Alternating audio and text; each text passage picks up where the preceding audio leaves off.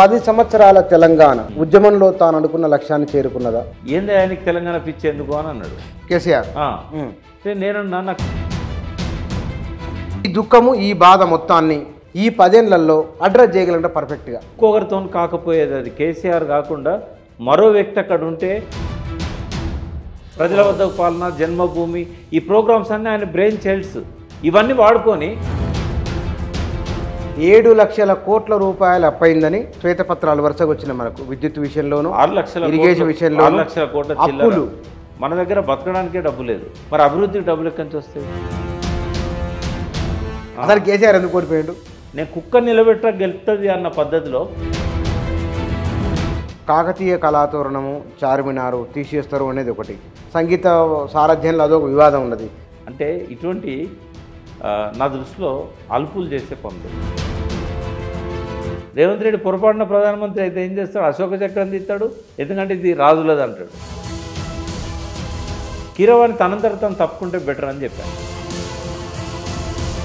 కేసీఆర్ మీద ఎలక్షన్స్ అయిపోయినాయి కాబట్టి ఆ కోపాలు తాపాలు పక్కకు పెట్టి ఆ భాషను కూడా కొంచెం సవరించుకొని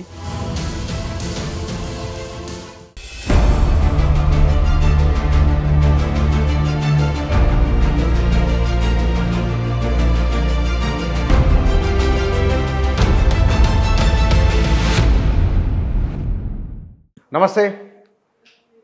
తెలంగాణ రాష్ట్రం ఏర్పడి 10 సంవత్సరాలు దశాబ్ది ఉత్సవాలు జరుగుతూ ఉన్నాయి. తెలంగాణ ఉద్యమంలో 1980ల నుంచి అటు ఇటుగా 90ల నుంచి చాలా సీరియస్గా టీఆర్ఎస్ ఆవిర్భావంలో అతి కొద్ది మందిలో ఒకరుగా తెలంగాణ కోసం పనిచేసిన, భావవ్యాప్తి చేసిన వారిలో వీరమల్ల ప్రకాశ్రావు గారు ఒకరు. ఈ 10 ఏళ్ల తెలంగాణ గురించి వారి అభిప్రాయం ఏమిటి? ఆనాడు ఉద్యమ ప్రారంభంలో అనుకున్న లక్ష్యాల్లో చేరుకున్నవన్నీ, చేరుకోలేనివన్నీ, కారణాలేమిటి? ప్రత్యేక రాష్ట్రోద్యమం తన విజయాన్ని సాధించి అనుకున్న లక్ష్యాన్ని చేరుకున్నదా లేదా? ఈ విషయాల గురించి మాట్లాడదాం. వారు మన దగ్గర ఉన్నారు. సార్ నమస్కారం. నమస్తే బుచ్చన్న. 10 సంవత్సరాల తెలంగాణ ఉద్యమంలో తాను అనుకున్న లక్ష్యాన్ని చేరుకున్నదా? లక్ష్యం ఒకటే లేదు కదా. ఇప్పుడు ఆత్మగౌరవం అనేది ఒక ప్రధాన సమస్యగా ముందుకొచ్చింది. నీళ్లు, నిధులు, నియామకాలు. అంటే ఈ 4గిట్లో కేసీఆర్ గారు రావడానికి ప్రధాన కారణం నీళ్లు. ఎందుకంటే ఎక్కడ చూసినా రైతుల ఆత్మహత్యలు జరుగుతూ ఉన్నాయి. ఈ ఆత్మహత్యలు ఎట్లా ఆగిపోవాలి? అయితే అంతకంటే ఒక 3 ఏళ్ల ముందు, 4 ఏళ్ల ముందు, దాదాపు 96 ఎండింగ్లో నేను ఒకసారి జయశంకర్ గారిని కలిశాను. సార్ ఏంది, వరంగల్ జిల్లాలోనే ఒక 350 మంది రైతులు ఆత్మహత్య చేసుకున్నారు. అప్పుడు నేను వరంగల్లో ఉన్నా. ఇదేంటి సార్ ఇది, దీని పరిష్కారం ఏంటి అంటే, ఒకసారి లోతుగా ఆలోచించాలయా, మనము ఈ ఆత్మహత్యలు చేసుకున్న కుటుంబాలను కలిస్తే కారణాలు ఏందో మనకు తెలిస్తే అన్నాడు. అన్నాక ఒక పాత ఫియట్ కార్ కొన్నా నేను 25,000కు అప్పట్లో కొని ఎవరినో ఒకరిని అడిగి డీజిల్ పోయించుకున్నది, దానిలో పెట్రోల్ పోయించుకొని ఇక సార్ని తీసుకొని ఎక్కడ ఆత్మహత్యలు జరిగితే ఆడికి పోయేది అన్నట్టు ఆ కారులో. అయితే అప్పుడు కేశవరావు జాదవ్ కూడా చాలా సీరియస్ పర్సన్. ఆయన తెలంగాణ వాదాన్ని నిలబెట్టిన దానిలో జయశంకర్ ఎంతో, కేశవరావు జాదవ్ కూడా అంతే. అయితే ఆయన ఏం చేసిండు, ఒక సిఈసి అని ఒక ఆర్గనైజేషన్ ఉండే, గోపాల్ గారు అని, ఇప్పటికి కూడా ఆయన ఎన్జిఓ నడుపుతున్నాడు. చాలా మంచి పర్సన్, వామపక్ష భావాలు కలిగిన వ్యక్తి. గోపాల్ గారిని అడిగి ఈ ఆత్మహత్యలు చేసుకున్న కుటుంబాలకు ఎంతో కొంత ఆర్థిక సాయం చేయడానికి ఒక 3,000 రూపాయలు ఇస్తుండే, ఒక్కడ 5,000 ఇస్తుండే. ఆ డబ్బులు నేను, జయశంకర్ గారు, జాదవ్ గారు తీసుకుపోయి ఆత్మహత్య చేసుకున్న కుటుంబాలకు ఇస్తుంటివి. కొన్నిసార్లు మేము పోయేసరికి ఇంకా శవాలను దించేవాళ్ళే కాదు, పైన వేలాడుతుండేది. అయితే రాత్రి తేజ వార్తలు వచ్చేది అప్పుడు, ఏది 96, 97. అయితే ఆ తేజ వార్తల్లో చూసి అప్పటికప్పుడు సార్కు ఫోన్ చేసి, సార్ మీరు అటు నుంచి రండి, మేము ఇటు నుంచి వస్తాం అని, వరంగల్లో ఉన్నప్పుడు నేను హైదరాబాద్లో ఉంటే ఇట్లా కోఆర్డినేట్ చేసుకునేది. పోయి పరిస్థితి ఏందని చూస్తే ఎంతమంది ఆత్మహత్యలు చేసుకున్నారో అందరు చెప్పింది ఏంటంటే, బోర్లు వేసిండు, నీళ్లు పడలే, అప్పులైనాయి, ఒక్కొక్క పాయింట్కు 10,000 రూపాయలు. ఆ రోజుల్లో నీళ్ళు పడి పడకపోని ఒక పాయింట్ వేసిందంటే 10,000. నీళ్లు పడ్డాయంటే పైపులు వేసేటోళ్ళు. అది ఒక 1/2 ఇంచో 1 ఇంచో నీళ్లు పడ్డట్టు కనబడేది, చిమ్మిచ్చి పోసేది. వీటిని దాన్ని నమ్ముకొని విత్తనాలు వేసేది, నాట్లు వేసేది. కోతకొచ్చే సమయం కాకముందే పుట్టకొచ్చే టైంలోనే బోర్ల నీళ్ళు నిండిపోయేది. ఇట్లా చాలామంది కారణం ఆత్మహత్యలకు ఆ బోర్ల కోసం చేసిన అప్పులు. అయితే కాలడ్డం పెడితే పారే కాలువలేమో ఆంధ్రకు, పాతాళ లోకానికి బోర్లు వేసినా నీళ్లు పడని దుస్థితి తెలంగాణకు. ఏంటి సార్ ఇది అని అంటే, ఇక మనం నీళ్ళ కోసం పోరాటం చేయాలన్నాయా, మన నీళ్ళ గురించి అయితే నేను ఎక్కువ స్టడీ చేయలేదు, మనం ఎవరినైనా ఇంజనీర్ని కలుద్దామని చెప్పి ప్రభాకర్ రావు అని ఈఎన్సీగా ఎన్టీ రామారావు పీరియడ్లో రిటైర్ అయ్యాడు. ఆయన 51 అపాయింట్మెంట్ ఆయనది, అంటే హైదరాబాద్ స్టేట్లో. ఆయన తెలంగాణ సాయుధ పోరాట టైంలో కాంగ్రెస్ పార్టీ తరఫున ఆయుధాలు పట్టుకున్న వ్యక్తి. ఆయన స్టేట్ కాంగ్రెస్ తరఫున నిజాం పోలీస్ యాక్షన్ కంటే ముందు రజాకారులకు వ్యతిరేకంగా రామానంద తీర్థ నాయకత్వంలో పివి నరసింహారావు, ఈ ప్రభాకర్ రావు, ఇవంతా మంత్రిని, ఇదంతా అట్లా పోరాటం చేసిన వ్యక్తి అన్నట్టు. ఆయన నుండి అన్ని ప్రాజెక్టులలో నాకు సంబంధం ఉంది, మీకు ఏం అన్యాయాలు జరిగినాయో మొత్తం నేను చెప్తా అని చెప్పి ఒక 6 నెలలు నాకు డైలీ క్లాస్ ఇచ్చేది, చూసిరమ్మనేది. 6 నెలలు ఇలా చెప్పేటోడు, రేపు ఆ ప్రాజెక్ట్ చూసిరమ్మనేది. అట్లా ఆయన వల్లనే నేను 97 నాటికి తెలంగాణలో ఉన్న ప్రతి ప్రాజెక్టు చూశాను. ఎక్కడ ఏం అన్యాయం జరిగిందో రాశాను నేను. అంటే ఒక 50-60 ఆర్టికల్స్ వార్తలో రామచంద్రమూర్తి గారు నాకు అవకాశం ఇచ్చి రాయడానికి, మొట్టమొదటిసారి నీళ్ళల్లో జరిగిన అన్యాయాన్ని ఒక 50-60 ఆర్టికల్స్లలో తెలంగాణ ప్రతి ప్రాజెక్టు గురించి నేను రాశాను ఆ రోజుల్లో. దాంతో కొద్దిగా అవేర్నెస్ పెరిగింది, రైతులు ముందుకొచ్చారు. అప్పుడు పీపుల్స్ వారు కూడా రైతులకు సంబంధించి ఒక ఆర్గనైజేషన్ ఫామ్ చేసింది. పేర్లన్నీ మర్చిపోయాను నేను. కాసర్ల రెడ్డి ఒక ఆయన వరంగల్లో ఉండే ఆయన 400 మంది ఆత్మహత్యలకు సంబంధించిన బయోగ్రఫీ అంతా ప్రింట్ చేశాడు, ఎందుకు చనిపోతున్నారని. ఇట్లా ఒకవైపు ఇన్నయ్య అనే తెలంగాణ స్టడీ సెంటర్ అని పెట్టి, ఇన్నయ్య గారు కూడా బాగా ఈ అన్యాయాల మీద, సింగూరు రైతులకు జరుగుతున్న అన్యాయం, వాళ్ళకు భూములు పోయినాయి అంటే ఈ కోణం నుంచి మొదలైంది మాది. ఇన్నయ్య అయినా, నేనైనా, తెలంగాణ మహాసభ అయినా, జనసభ అయినా, మా ఆధ్వర్యంలో ఏర్పడ్డ ఐక్యవేదిక అయినా, జాదవ్ గారి, జయశంకర్ గారి కృషి అయినా, అంటే ఎంత దయనీయంగా బతుకులు ఉండేదంటే ఒక్క ఉదాహరణ చెప్తా. అప్పుడు మల్లెపల్లి లక్ష్మణ్ కూడా మేము వెంట తీసుకొని పోయేది ఎటుపోయినా కూడా. ఆయన తెలంగాణ ప్రతినిధిగా ఉండే వార్తకు. గద్వాల దగ్గర రాయపుర అని ఒకటి ఊరుంది. ఆ ఊరిలో ఏ ఇంట్లో చూసినా కూడా విధవలే ఉంటారు, అంటే భర్త చనిపోయిన విధవలు ఉంటారు, విడోస్ అంటాం మనం. అంటే మొత్తం ఊరంతా చూస్తే కూడా 10 మంది మొగుళ్ళు లేరు. యంగ్ అమ్మాయిలు, 25-26 ఏళ్ళ అమ్మాయి విడో అయి ఉంటుంది. ఏందమ్మా ఎందుకు ఇది దుస్థితి అంటే, సరే కూలికి పోతే ఆ కూలి పైసలతో పాటు ఒక కళ్ళు తీసి ఇచ్చేటోళ్ళు, ఆ కళ్ళు తాగి మా వాళ్ళందరూ చచ్చిపోయినలు అని. ఆ కళ్ళు తయారు చేసేది అరుణ వాళ్ళ ఫ్యామిలీ, గద్వాల ఇప్పుడు ఎంపీగా పోటీ చేశారు కదా డీకే అరుణ వాళ్ళ హస్బెండ్కు సంబంధం ఉందని ఆ రోజుల్లో చెప్పేవాళ్ళు. ఈ కల్తీ ఆ ఏరియాలో, గద్వాల ఏరియాలో ఒక తాడి చెట్టు కనబడదు, కానీ ఊరికి కళ్ళు ఉంటుంది. ఎట్లా వస్తుంది ఆ కళ్ళు అంటే తయారు చేస్తున్నారు. అది దాగి కొన్ని 100 మంది చనిపోయారు. ఎవరైనా రీసెర్చ్ తెలిస్తే ఇప్పటికైనా వాళ్ళంతా వీడియోస్ ఉంటారు. కళ్ళు తాగిన ఆడోళ్ళు బతికున్నారు, కళ్ళు తాగిన మొగోళ్ళు అందరూ చచ్చిపోయారు. 30 ఏళ్ళోడు, 40 ఏళ్ళోడు, 50 ఏళ్ళోడు. అయితే ఆ ఊర్లో బతుకు తెరువు లేక, ఇంకోటి ఏంటంటే 98-99 నాటికే ఎడారి ఛాయలు వచ్చినాయి ఆ ఊర్లల్లో. అంటే ఇప్పుడు నెట్టంపాడ ఆయకట్ట అని ఏదైతే చెప్తామో, గట్టు మండలు పర్టికులర్గా, ఇదంతా కూడా ఏంటంటే ఎక్కడ చూసినా చెరువులు ఎండిపోవడం, ఇంతింత నెర్రలు చెరువులల్లో నీళ్ళు లేక, వర్షపాతం తక్కువ, మొత్తము మట్టి అంతా కూడా ఇసుకలాగా మారిపోయింది. అందుకే మల్లెపల్లి లక్ష్మణ గారు వార్తలో ఏ మీటింగ్ పెట్టిండు కదా, బ్యానర్ ఐటమ్, అది రాయపుర కాదు ఇసుకపుర అని పెట్టిండు. పెట్టి అయితే ఆ దయనీయ పరిస్థితి చూసి మేము అక్కడ ఏం చేయాలి వీళ్ళకని చెప్పి, పక్కన రాయచూర్ మార్కెట్ ఉంది, ఎండాకాలంలో వాళ్ళకి తిండి లేదు, ఆకలితో బాధపడుతున్నారు. జొన్నలు తీసుకొచ్చి గడకలు వండించి ఇంటింటికి పెట్టినాం మేము. ఆ పైసలన్నీ జాదవ్ గారు, గోపాల్ గారు అరేంజ్ చేశారు. జయశంకర్ గారు కూడా వచ్చారు ఆ ఊళ్ళకు. అంటే ఇటువంటి మొత్తం ఎడారి మొక్కలు మొలిసినాయి. ఈ అలవేరా ఉంటాయి కదా, కలబంద, ఎక్కడ చూసినా కలబంద చెట్టు వచ్చిందంటే అది ఎడారి. ఆ లక్షణం ఎడారి లక్షణం. తర్వాత మట్టిని తీసుకొని చూస్తే ఇసుకలాగా కనబడుతుంది. అంటే సారవంతమైన మట్టి పోయింది ఆడ. అంటే 2 నదుల మధ్యలో ఉన్న దీనికి ఏంది గోస, ఒక పక్క కృష్ణానది, ఒక పక్క తుంగభద్ర, రెండింటి మధ్యలో ఉంటుంది, నడిగడ్డ అంటారు దాన్ని. అయితే అక్కడి నుంచి ఈ ప్రయత్నాలు మొదలైన తర్వాత సార్ ఏమన్నాడంటే ఒకటే చెప్పిండు, మేము 96-97 విద్యార్థుల దగ్గర పోయినాం. ఎవ్వరూ తెలంగాణ అనలే. కాకతీయ యూనివర్సిటీలో కానీ ఉస్మానియాలో కానీ ఓన్లీ వామపక్ష భావాలు ఉన్న వాళ్ళు తప్ప, టీఎస్ఎఫ్ ఇట్లాంటి వాళ్ళు తప్ప ఎవరు కూడా నో తెలంగాణ. 97 సంగతి చెప్తున్నా. అడ్వకేట్స్ దగ్గర పోయినాం.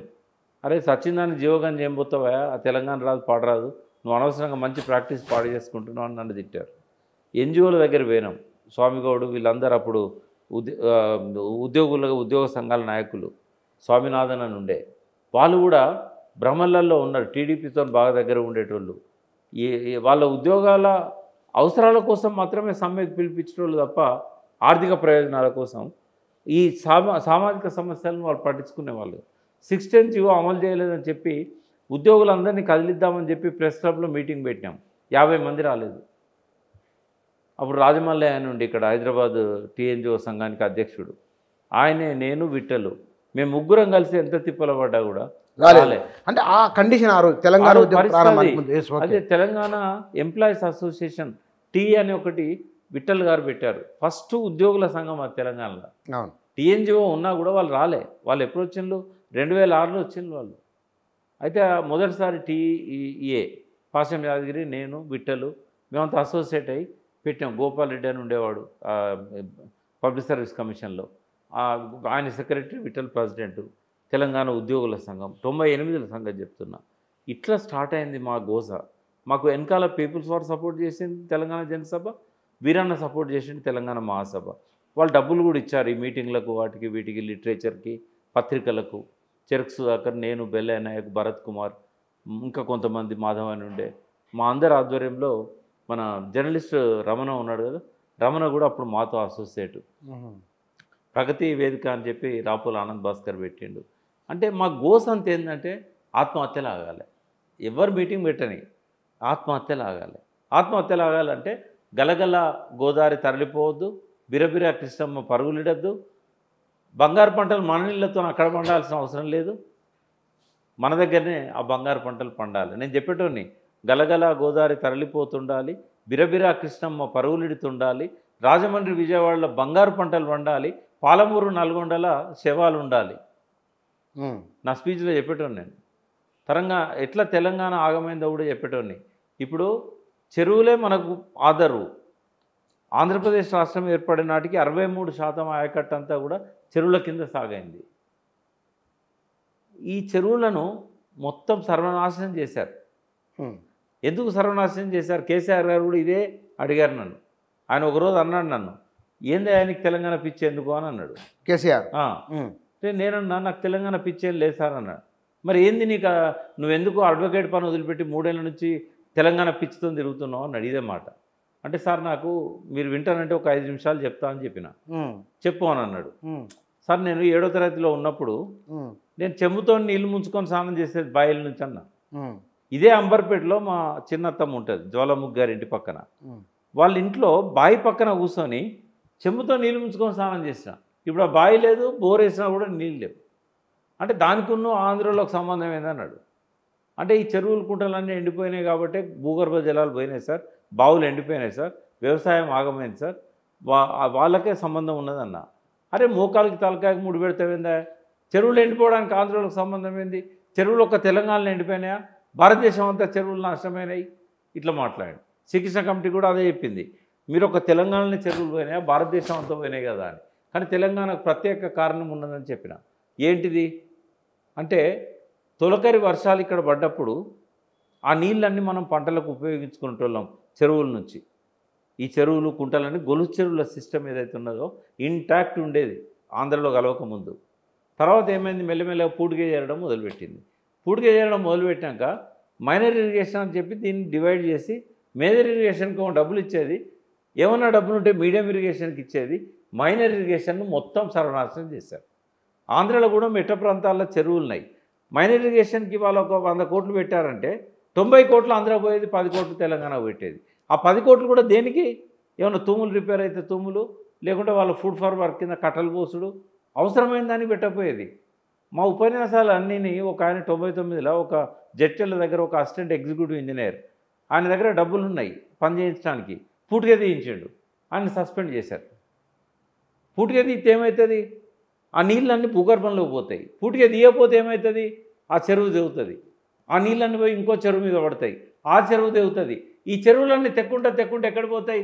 గలగల గోదావరి తరలిపోతుండాలి, బిరబిరా కృష్ణమ్మ పరుగులెడుతుండాలి, తెలంగాణలో శవాలు ఉండాలి, రాజమండ్రిలో సంబరాలు ఉండాలి.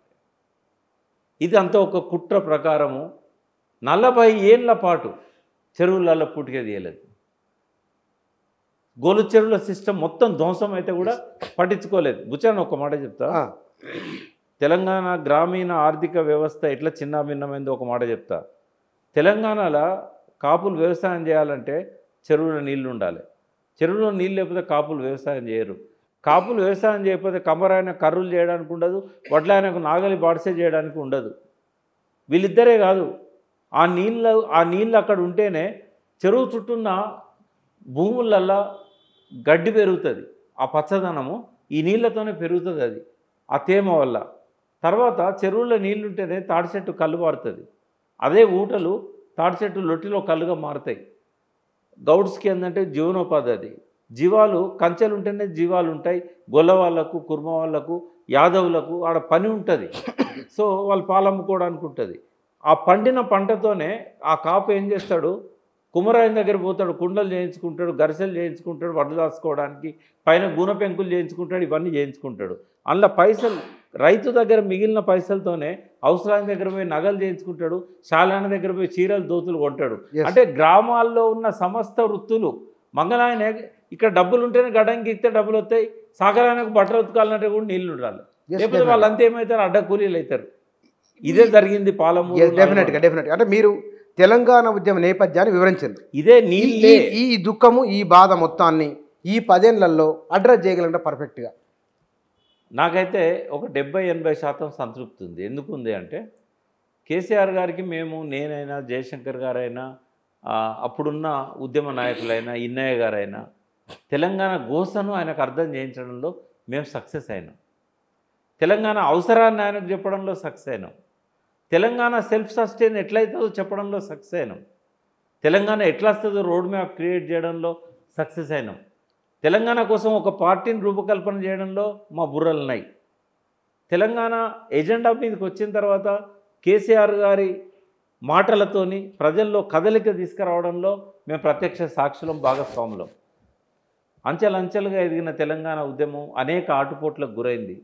ఇంకొకరితో కాకపోయేది. అది కేసీఆర్ కాకుండా మరో వ్యక్తి అక్కడ ఉంటే ఆ తెలంగాణ ఉద్యమం ఆ స్థాయికి చేరుతుందని మాత్రం నేను అనుకోను. ఎన్ని ప్రలోభాలు! ఆయనకు గవర్నర్ ఇస్తామని ఎన్డీఏ చంద్రబాబు నాయుడు కన్వీనర్ ఉండే అప్పుడు, ఎన్టీ రామారావు తర్వాత ఎన్డీఏ కన్వీనర్ చంద్రబాబు నాయుడు, దేవగౌడ ప్రధాని, వాజ్పేయి ప్రధాని, ఐకే గుజరాల్ ప్రధాని. ఆ టైంలో కేరళ గవర్నర్ ఇస్తాం, ఉప ముఖ్యమంత్రి ఇస్తాం, లేదంటే నువ్వు ఏ పోర్ట్ఫోలియో కావాలంటే ఆ పోర్ట్ఫోలియో ఇస్తాం, తెలుగుదేశంలో మళ్ళీ రమ్మని. ఆయన ఉపసభాపతి ఉన్నాడు, కానీ పార్టీ పెడుతున్నాడు అనేది మెసేజ్ పోయింది. చాలా ప్రయత్నాలు జరిగినాయి. లాస్ట్కి ఏంటంటే కేసీఆర్ గారు దేనికి లొంగకుండా, సరే ఆయనకు ప్రేరణ ఎక్కడి నుంచి వచ్చింది అని అంటే తెలుగుదేశంలో అవమానం జరిగింది కాబట్టి ప్రేరణ అక్కడి నుంచే రావచ్చు. ఉచన ఏదన్నా ఒక ఫైర్ లేకుండా రాకెట్ పైకి పోదు. కేసీఆర్కు ఒక ఫైర్ ఉంది. ఏంటంటే ఆయన ఎట్లా తెలుగుదేశం పార్టీ రెండోసారి అధికారంలోకి రావాలో రోడ్ మ్యాప్ ఇచ్చిన వ్యక్తి కేసీఆర్. ప్రజల వద్దకు పాలన, జన్మభూమి, ఈ ప్రోగ్రామ్స్ అన్నీ ఆయన బ్రెయిన్ చైల్డ్స్. ఇవన్నీ వాడుకొని మంత్రి పదవి ఇవ్వకుండా వదిలేశాడు చంద్రబాబు నాయుడు. అది ఆయనకి ఇచ్చిన ఫైర్. నాకెట్లా వచ్చింది ఫైర్? ఒక ఆంధ్ర మేజిస్ట్రేట్ నన్ను అవమానం చేసిండు. అవునా? దానివల్ల నేను సుప్రీంకోర్టు దాకా పోయి కంటెంప్ట్ ఆఫ్ కోర్టు ఎదుర్కొని హైకోర్టులో 3 నెలలు శిక్ష పడి బెయిల్ తీసుకొని జైలు పోకుండా కపిల్ సిబాల్ చేతుల నుంచి నేను బయటపడ్డా. సుప్రీంకోర్టులో 2003లో 7 ఏళ్ళు కొట్లాను నేను ఆ కేసు. అంటే ఒక ఆంధ్ర మేజిస్ట్రేట్ తెలంగాణలో ఎందుకు ఉండాలనేది జయశంకర్ గారి దగ్గర పోయి ఫస్ట్ నేను అడిగిన ప్రశ్న. అంటే తెలంగాణ వస్తే ఆంధ్ర మేజిస్ట్రేట్ ఉండరు, తెలంగాణ మేజిస్ట్రేట్ ఉండరు అని చెప్పాడు. సో అటువంటి వాళ్ళు ఉండొద్దని చెప్పి అట్లా ఫైర్ నాకు వచ్చింది, మీకు వచ్చింది. ఏది ఏమైనా కూడా కేసీఆర్ గారు ఫస్ట్ ప్రయారిటీ వాటర్కి ఇచ్చాడు. ఉద్యమకాలం అంతా కూడా జలసాధన ఉద్యమం ప్రపంచ చరిత్రలో 40 రోజుల పాటు ఒకే ఇష్యూ తీసుకొని నిరాటంకంగా ఒక ఉద్యమం జరిగిందంటే ఆ తెలంగాణ జల సాధన ఉద్యమం. అది నవంబర్ 25, 2002 నవంబర్ 25 స్టార్ట్ అయ్యి నవంబర్ 3 జనవరి 6 నాడు 10 లక్షల మందితోని పరేడ్ గ్రౌండ్లో విజయవంతంగా జరిగింది ఆ ఉద్యమం. ఆ మేధా పట్కర్ వచ్చారు దానికి. తర్వాత ముఫ్తీ సయీద్ మహమ్మద్, తర్వాత రామ్ విలాస్ పాస్వాన్, తర్వాత రామస్వామి తమిళనాడు నుంచి అనే మినిస్టర్ ఉండే. ఇట్లా చాలామంది మొదటిసారి తెలంగాణ ఉద్యమాన్ని చూడడానికి వేరే రాష్ట్రాల నుంచి వచ్చారు. అదేంటి అంటే తెలంగాణ జల సాధన ఉద్యమం. కేసీఆర్ గారి మాటలు అప్పుడు నేనే రాశాను ఆయనకు, వాటిని ఎలాబొరేట్ చేసుకొని ఆయన స్పీచ్ ఇచ్చాడు. అది రికార్డ్ చేశాం. 3 గంటల రాత్రి సానా యాదిరెడ్డి గారి స్టూడియోకి వచ్చి రికార్డ్ చేశాడు. ఒక్కొక్క మాట తూటాలాగా పోయింది. అది కొన్ని వేల క్యాసెట్లలో ఒక 8-10 పాటలు రాయించాం. మళ్ళా ఆ పాటలు రాయించడానికి రాత్రిపూట 3 రాత్రులు కూర్చున్నారు కేసీఆర్ గారు. ఈ గోరటి వెంకన్నతోని, గూడ అంజయ్యతో చనిపోయాడు ఆయన. తర్వాత ఇదే అందశ్రీ గారితో, మిఠపల్లి సురేందరు, రస్మయ్య బాలకృష్ణ ఆధ్వర్యంలో ఇదంతా జరిగింది. నీళ్ళ గోస ఎట్లా ఉంటుంది అనేది. సో పక్కన కృష్ణమ్మ ఉన్న ఫలితమేమీ లేకపోయే, తలాపున పారుతుంది గోదారి, నీచేను నీచెల్క ఎడారి. ఇట్లాంటి సదాశివుడు రాసిన పాట అది. ఈ పాటలన్నీ కూడా కేసీఆర్ గారు రాయించారు. గోరటి వెంకన్న రాసిన, అంతకుముందే రాసిన కంపతారు సెట్లు కొట్టి సేతాన వేడుంది తెలంగాణ పల్లె కన్నీరు పెడుతుంది, అదివరకు కాంగ్రెస్ వాడుకున్నది ఆ పాటను. ఇవన్నిటిని మళ్ళీ తీసుకొచ్చాం మేము. పల్లె పల్లెన పల్లెర్లు మొలిసే విమలక్క పాట. అట్లా ఇదొక రూపం తీసుకొచ్చాక కేసీఆర్ గారి మనసులోనే కాదు, తెలంగాణ ఉద్యమంలోకి వచ్చిన ప్రతి మనిషి లోపల ఆ నీళ్ళ గోసాన్ని కనబడ. అందుకే 69 ఉద్యమం కానీ 54లో తెలంగాణ ఉద్యమం కానీ అది ఎక్కువ చర్చ జరగలేదు. మీతో నేను ఒక ఎపిసోడ్ చేస్తాను. తెలంగాణ ప్రజలకు 1954-56 మధ్య ఎంత పెద్ద ఉద్యమం వచ్చిందో ఇప్పుడు ఎవరికి తెలియదు. నా పుస్తకంలో కొంత రాశాను నేను. నాన్ముల్కి గోబ్యాకేమో 52లో వచ్చింది. నేను చెప్పేది ఫజల్ అలీ కమిషన్ వచ్చినప్పుడు తెలంగాణను ఆంధ్రతో కలపొద్దని చెప్పి పెద్ద ఉద్యమం వచ్చింది. ఆ ఉద్యమంలో కానీ 69 ఉద్యమంలో కానీ విద్యార్థులు ఫస్ట్ పాల్గొన్నారు, ఉద్యోగస్తులు తర్వాత పాల్గొన్నారు. గ్రామాలలో పెద్ద కదలిక లేదు, అప్పుడు టీవీలు లేవు. ఒక విద్యార్థులు మాత్రమే. నేను విద్యార్థిగా 7వ తరగతి 8వ తరగతిలో 69 ఉద్యమంలో నేను పాల్గొన్నాను. అయితే ఇట్లా ఈసారి మాత్రం విద్యార్థులు ఉద్యోగులు పక్కకు వెళ్ళు, రైతులు ముందుకు వచ్చారు. సూర్యాపేటలో మీటింగ్ పెడితే మొట్టమొదటిసారి 20 నుంచి 30 వేల మంది రైతులు వచ్చారు. అంటే కరువు అనేది ఈ కఠోరమైన. నేను ఒకసారి నాగర్ కర్నూలు బస్సు ఎక్కిన పుచ్చాను, మీ ఊరు 98లో. రైతు కూర్చున్నాడు నా పక్కన, ముసలాయన. ఎట్లున్నాయో పంటలు అన్నా. ఏ కాలం అయితే లేదు కదా అన్నాడు. అంటే కాలం కాకపోతేనే పంటలు పండుతలేవా అన్న. మరి ఎట్లా పడితే వానలు పడింది, మా అంతా చెరువుల కింద కదా, వానలు పడింది ఎట్లా పడుతుంది అన్నాడు. కృష్ణానది ఎంత దూరం ఉంటుంది మీకు అన్న. ఎంత 3 మైళ్ళు ఉంటుంది అన్నాడు. మరి కృష్ణానదిలో నీళ్ళు పోతానే అన్న. పోతానే కదా, మరి నీ ఊరికి అవి రావా? నువ్వు మోటార్ పెడితే నీ పొలాలకు రావా అంటే పక్కన ఉంటే వస్తాయి, కానీ 3 కిలోమీటర్ల దూరంలో మా ఊరు ఉంది కదా, ఎట్లా వస్తాయి అంటే సర్కారు ఇంకా లిఫ్ట్ పెడితే రావా? వస్తాయి కానీ ఎవడు అడగాలి? మా నాయకులకు అంత సోయి ఉన్నదా? అంటే మహబూబ్నగర్ కానీ నల్గొండ కానీ ఏమనుకున్నారంటే కాలం అయితే లేదు, నీళ్ళు వస్తలేవు అనుకున్నారు. కానీ కేసీఆర్ వచ్చినాక గలగల గోదావరి తరలిపోతున్నది, బిరబిరా కృష్ణమ్మ పరుగులిడుతున్నది, వాటి మీద బ్యారేజీలు కట్టాలి, ఆ నీళ్ళని మనకి ఇవ్వాలి, ఎత్తు లేపాలి. ఈ వాదనకు బలం చేకూర్చింది కేసీఆర్. నరన జీర్ణించకపోయింది ఆయనకు. నీళ్లు, నిధులు, నియామకాలు, ఆత్మగౌరవం, ఈ 4 అంశాల మీద ఇప్పుడు నేను చెప్తాను. మనం నీళ్ళ విషయం మన కళ్ళ ముందు కనబడింది. దాని కాళేశ్వరం కానీ పాలము ఒకటి చెప్పాను నీకు. ఫస్ట్ ఏమన్నాడు ఆయనే, 1 కోటి ఎకరాల మాగాణం నా స్వప్నం అన్నాడు. పెద్ద పెద్ద ఓడింగులు పెట్టారు, గుర్తుంది. లాస్ట్కి ఏమన్నాడంటే 1 కోటి ఎకరాలు కాదు, తెలంగాణలో పంట పండే ప్రతి భూమికి నీళ్ళిస్తా అన్నాడు. 1,35,00,000 ఎకరాలకు నీళ్ళు ఎట్లు ఇవ్వాలనో ఆయన ముందర పెద్ద స్క్రీన్ ఉంటుంది, అంటే చాలా పెద్దది. ఇప్పుడు ఈ టీవీలు ఉంటాయి కదా, పెద్ద టీవీలు, వాటితో 10 రెట్లు ఉంటుంది అది. ఆ టీవీలల్లో ఆయన బాగా ఐటీలో పర్ఫెక్ట్ అయ్యండి ఆయన. ఈ మన అప్పుడు గూగుల్ ఎర్త్ ఉండేది, ఆ గూగుల్ ఎర్త్లో తెలంగాణను వేసుకొని మౌస్తోని ఎక్కడ లోయ ఉన్నది, ఎక్కడ ఎత్తు ఉన్నది, ఎప్పటి నుంచి తెలుసా ఇది? 2004 నుంచి. ఆయన కేంద్ర మంత్రి అయినప్పటి నుంచి పర్ఫెక్ట్ అయ్యింది. ఇంజనీర్లకు కూడా తెలియదు ఎక్కడ వాగుంటుంది, ఎక్కడ ఒర్రి ఉంటుంది, ఏం తెలియదు. అట్లా పర్ఫెక్ట్ అయ్యి మైండ్లో బాగా జ్ఞాపక శక్తి ఉంటుంది. కేసీఆర్లో ఉన్న గొప్ప గుణం ఏంటంటే ఆయన ఏ ఊరికి పోయినా కూడా పేరు పెట్టి పలకరిస్తాడు. నేను అడిగిన ఒకసారి, సార్ మీరు ఒక 10,000 పేర్లు గుర్తుపెట్టుకుంటారా అన్న. సిద్దిపేట జిల్లానే 10,000 ఉన్నాయా నా మైండ్లో, నువ్వు ఏ ఊరు తీసుకపో 10 మందిని నేను పేరు పెట్టి పిలుస్తా, తెలంగాణ మొత్తంలో 10,000 ఏంది, 50,000 మంది పేర్లు గుర్తుంటాయి నాకు అన్నాడు. ఒకటి మెమరీ పవర్. రెండవది ఏదైనా ఒక సమస్య పరిష్కారం వెతకడంలో మనం ఏదైనా ఆలోచించినప్పుడు ఒక 2 నిమిషాలు ఆలోచించగానే మన మైండ్లో వేరే థాట్ వస్తుంది. రోజుకు 60,000 ఆలోచనలు వస్తాయి కదా, అది ఏకాగ్రత ఉండదు మనకు. కానీ కేసీఆర్ నిమిషాలు, గంటలు, రోజులు ఒకటే దాని మీద ఆలోచిస్తూ ఉంటాడు. అట్లా ఆలోచించినప్పుడు అది స్పిరిచువల్ అంటాను నేను, అందుకే దాన్ని అదొక మెడిటేషన్ చేసే వాళ్ళకే ఆ పవర్స్ వస్తాయి. సో ఆయన అట్లా చేయడం వల్ల చాలా సమస్యలకు ఆయన పరిష్కారం కనుగొన్నాడు. తెలంగాణలో ఏ ప్రాంతానికి ఎక్కడి నుంచి నీళ్ళు ఇవ్వాలి, ఈ రాజశేఖర రెడ్డికి ఆలోచన లేకపోవడం వల్ల ప్రాణహిత నుంచి చేవెళ్ళకు నీళ్ళు తీసుకొస్తా అన్నాడు. కేసీఆర్ ఏం చేసిండు, చేవెళ్ళ అనేది కృష్ణా బేసిన్లో ఉంది, హైదరాబాద్ అనేది కృష్ణా బేసిన్లో ఉంది, వాళ్ళకి కృష్ణా నీళ్ళే ఇవ్వాలి, గోదావరి నీళ్ళు ఎందుకు ఇవ్వాలి, ఒక బేసిన్ నుంచి ఇంకో బేసిన్కు నీళ్ళని తీసుకుపోవడం ఎందుకని చెప్పి మెటిక్యులస్గా చేవెళ్ళను కట్ చేసిండు. 3 లక్షల ఎకరాలకు కోడంగల్ దాకా పాలమూరు రంగారెడ్డి పథకం పెట్టారు. జూరాల నుంచి పాలమూరుకు నీళ్ళు ఇవ్వడానికి సర్వే చేశారు రాజశేఖర రెడ్డి పీరియడ్లో, కిరణ్ కుమార్ రెడ్డి పీరియడ్లో. కేసీఆర్ వచ్చి రీడిజైనింగ్ చేశాడు, జూరాల నుంచి వద్దు కాళేశ్వరం నుంచి కావాలన్నాడు. ఎందుకన్నాడంటే జూరాల మీద నెట్టెంపాడుకు మనం 2 లక్షలు ఇవ్వాలి, భీమాకు 2,50,000 ఎకరాలు ఇవ్వాలి, జూరాలకు 1,01,000 ఇవ్వాలి. అంటే ఈ 4.5 ప్లస్ 5.5 లక్షల ఎకరాలకు నీళ్ళు ఇవ్వాలంటే జూరాల కెపాసిటీ మనకు 11 TMCకి రిజర్వాయర్ పెట్టుకోవాలనుకున్నాం. రాయచూరు మునుగుతుంది, ఆల్రెడీ కంపెన్సేషన్ పే చేసాక కూడా రాయచూరు నీళ్లు పోతున్నాయి, అందుకని దాన్ని 8-9 TMCలకు తగ్గించుకున్నాం. ఈ ప్రవాహం నుంచే నీళ్ళు తీసుకోవాలి. అంటే జూరాల ఆయకట్టుకే 17 TMCల నీళ్ళు కావాలి, 17.84 దాని ఆయకట్టు. మరి ఈ 5,50,000 ఎకరాలకు అక్కడి నుంచి నీళ్ళు ఎట్లొస్తాయి? నెట్టెంపాడు కష్టమైంది, భీమా కష్టమవుతుంది. శ్రీశైలంలో అయితే 200 పైన TMCల నీళ్లు ఉంటాయి. పోతిరెడ్డిపాడు పెట్టి వాడు తవ్వకపోతున్నాడు, మనం ఎందుకు తీసుకపోవద్దు?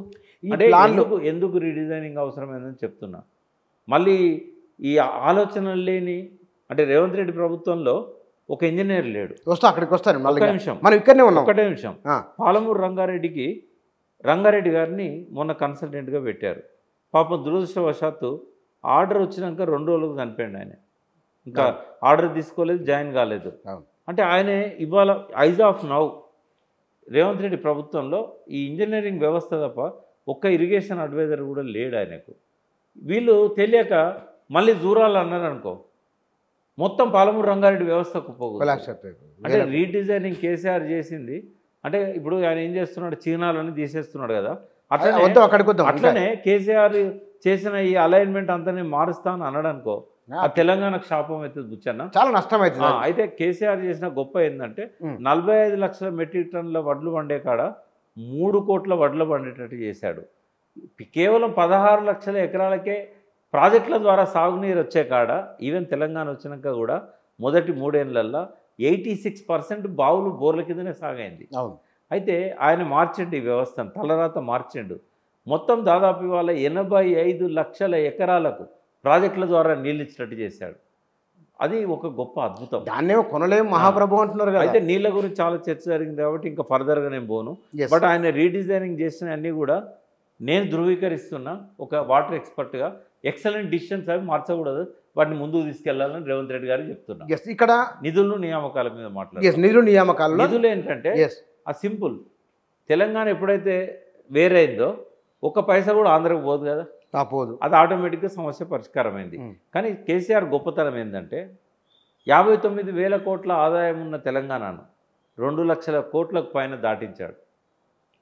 7 లక్షల కోట్ల రూపాయలు అప్పయిందని శ్వేతపత్రాలు వరుసగా వచ్చిన మనకు. విద్యుత్ విషయంలోనూ 6 లక్షల ఇరిగేషన్ విషయంలో 6 లక్షల కోట్ల చిల్లర. అవునమ్మా, 6 లక్షల కోట్ల చిల్లర అప్పు మనకుంది. ఎప్పుడు కూడా కూర్చొని గుర్తుపెట్టుకో, ఏదైనా చేయాలంటే డబ్బు కావాలి. మన దగ్గర బతకడానికే డబ్బు లేదు, మరి అభివృద్ధికి డబ్బులు ఎక్కడి నుంచి వస్తాయి? అయితే ఎవరు ఎదిగినా కూడా, ప్రపంచంలో ఎవరు ఎదిగినా కూడా అప్పులతోనే ఎదుగుతారు. అది ఎకానమీలో ఉన్న ప్రిన్సిపల్ అది. ఇప్పుడు అదాని ఎదిగిండు, ఎన్ని కోట్ల అప్పులు ఉన్నాయి? లగడపాటు ఎదిగిండు, ఎన్ని కోట్ల అప్పులు చేసిండు? అప్పుడున్న ఆంధ్ర పెట్టుబడిదారులంతా బ్యాంకులను ముంచింది, అది వేరు విషయం. ఇప్పుడు ఆ రిలయన్స్ ఉన్నది, రిలయన్స్లో వాళ్ళ దగ్గర డబ్బులున్నాయా? అన్ని అప్పులను షేర్సే కదా. తర్వాత అమెరికా ఉంది. ప్రపంచంలో అన్ని దేశాలకు అమెరికానే అభివృద్ధికి ఒక సంకేతం. ఇవాళ దాదాపు $25 ట్రిలియన్ ఒక బడ్జెట్ వాళ్ళది. జిఎస్డిపి అంటాం మనం, అంటే జీడిపి, వాళ్ళ కంట్రీ జీడిపి ట్రిలియన్స్లలో 25 ట్రిలియన్స్కి పోయింది. అది వాళ్ళ వెనకాలనే చైనా పరిగెడుతున్నది 18 ట్రిలియన్సో 19 ట్రిలియన్సో. మనం ఇండియాలో ఎక్కడ ఉన్నాం? మనం థర్డ్ ఎకానమీగా రావాలని ప్రయత్నం చేస్తున్నాం. ఇప్పుడు 5th ప్లేస్లో మనం ఉన్నాం. మరి అమెరికా ప్రపంచంలో ఉన్న ఒక 150 దేశాల అప్పులు ఎన్ని ఉంటాయో ఒక్క అమెరికాకు అంత అప్పు ఉంటుంది. అంటే ప్రపంచంలోనే అత్యంత అప్పులు చేసిన దేశం అమెరికా. అంటే ఈక్వల్ టు 150 దేశాల అప్పులు. మరి అమెరికాను మనం అనట్లేదే.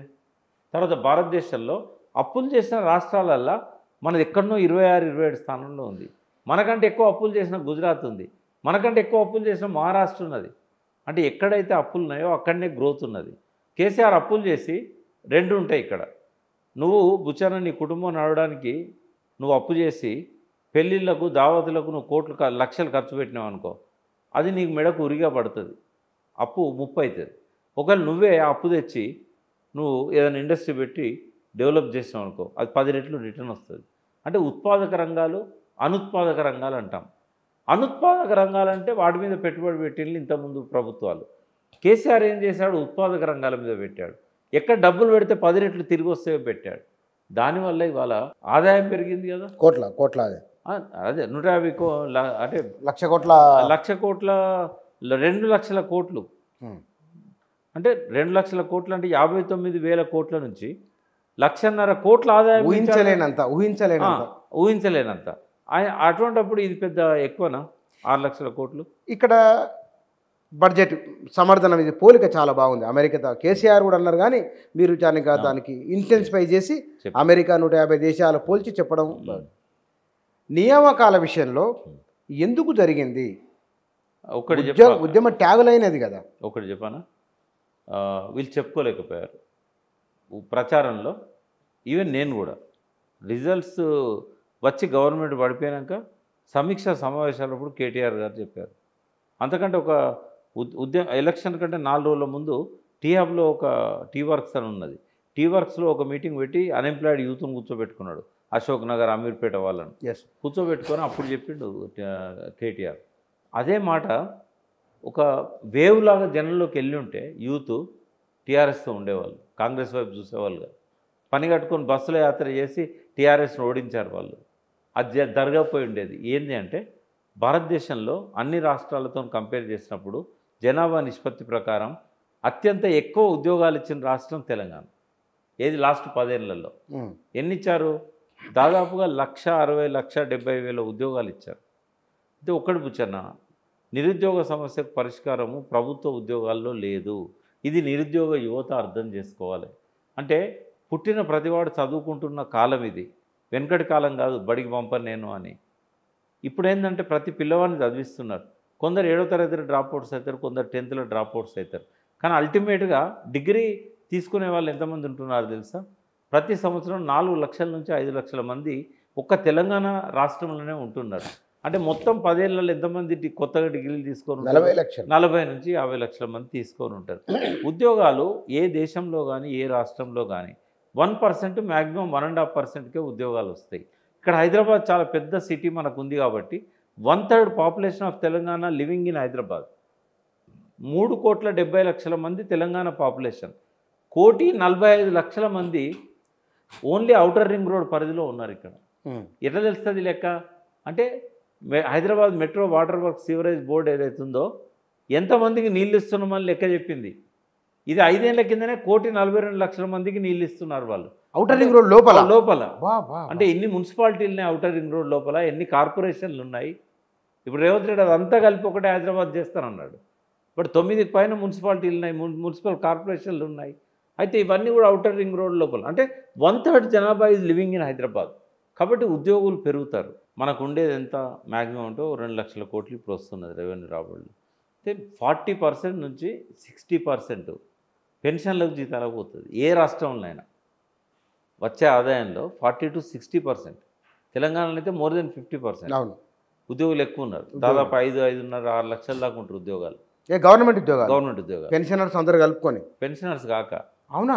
అంటే ఎట్లా అంటే ఈ కొంతమంది ఎయిడెడ్ టీచర్స్ ఉంటారు, కొంతమంది పబ్లిక్ సెక్టర్ వర్కర్స్ ఉంటారు, ఇవన్నీ కలిపి చెప్తారు. అన్ని కలిపి అంటే ప్రభుత్వం నుంచి డబ్బులు పోయేది ఖజానా నుంచి ఒక 5-5.5 లక్షల మంది పైనే ఉంటారు. అయితే ఒకవేళ కనుక నువ్వు 1.5% కాక 2% పోయినావు అనుకో, బడ్జెట్లో 70-80% పోతుంది పెన్షన్లకు, జీతాలకు. ఇక నీకు రోడ్లకు కానీ, విద్యకు కానీ, వైద్యానికి కానీ, ఇతర డెవలప్మెంట్స్కి కానీ ఎక్కడి నుంచి వస్తాయేమో డబ్బులు. కాబట్టి ఏ ప్రభుత్వం అయినా అంతకు మించి ఉద్యోగులను పెంచదు. అందుకే చాలా ప్రభుత్వాలు ఏం చేస్తాయి, వేకెన్సీలు వచ్చినప్పుడు ఫిల్ చేయరు, వాళ్ళు అట్లే పెడతారు. ఎందుకంటే వేకెన్సీ ఉంటే వానికి జీతం ఇవ్వాల్సిన అవసరం ఉండదు కదా. ఇంకోటి ఎరియర్స్ ఇవ్వలేక 3 ఏళ్ళు పెంచాడు కేసీఆర్. ఎందుకంటే రిటైర్మెంట్ అయితే వాళ్ళకి ఎరియర్స్ ఇవ్వాలి, డబ్బులు వాళ్ళు జీతం అంటే కొద్ది డబ్బు, ఎరియర్స్ అయితే చాలా ఎక్కువ అవుతుంది కదా. ఒక్కొక్కరికి 50 లక్షలు 40 లక్షలు ఇవ్వాల్సి వస్తుంది కదా. అది ఇవ్వలేక 3 ఏళ్ళు పెంచాడు రిటైర్మెంట్, 61 సంవత్సరాలు. అది కూడా అసహనాన్ని దారితీసింది. కొంతమందిని ఇంకెక్కువ మందిని ఉద్యోగాల్లోకి తీసుకునే అవకాశం లేకుండా చేసింది. అయితే నిజంగా 10 ఏళ్ల కాలంలో 1,40,00,50,000 ఉద్యోగాలు అంటే కేవలం అందరు టీఎస్పీఎస్సీనే చూశారు. 34,000 ఉద్యోగాలు కదా వాళ్ళు ఇచ్చింది అని అంటారు. ఇది ఫస్ట్ టర్మ్ అయిపోయినట్టు. బట్ రిక్రూట్మెంట్ బోర్డు చాలా ఉన్నాయి కూర్చొని. పోలీస్ రిక్రూట్మెంట్ బోర్డు ఉంది, మెడికల్ రిక్రూట్మెంట్ బోర్డు ఉంది, ఒక్కొక్క శాఖకు ఓన్ రిక్రూట్మెంట్ బోర్డ్స్ ఉన్నాయి. కేసీఆర్ నోటి మాటగానైతే అప్పుడు అన్నాడు అవుట్ సోర్సింగ్ ఇవన్నీ ఉండయి, అన్ని రెగ్యులరైజ్ చేస్తామని. కానీ కానీయలేదు. ఎలక్ట్రిసిటీ బోర్డులో ఆయన రెగ్యులరైజ్ చేస్తే కోర్టుకు ఆక్షేపించింది. అప్పుడు ఏం చేశాడు, రెగ్యులరైజ్ చేయకుండా కోర్టు ఇవ్వలేదు కాబట్టి వాళ్ళందరినీ పే స్కేల్ ఈక్వల్ చేశాడు, జీతాలు పెంచాడు టెంపరీ వాళ్ళందరికీ. వాళ్ళ పర్మనెంట్ కాదు ఇప్పటికి కూడా. 22,000 మంది. అంటే ఇవన్నీ లెక్కలు చేస్తే సింగరేణి ఉంది, ఓన్ రిక్రూట్మెంట్, ఇవన్నీ టీఎస్పీఎస్ నుంచి కాలే.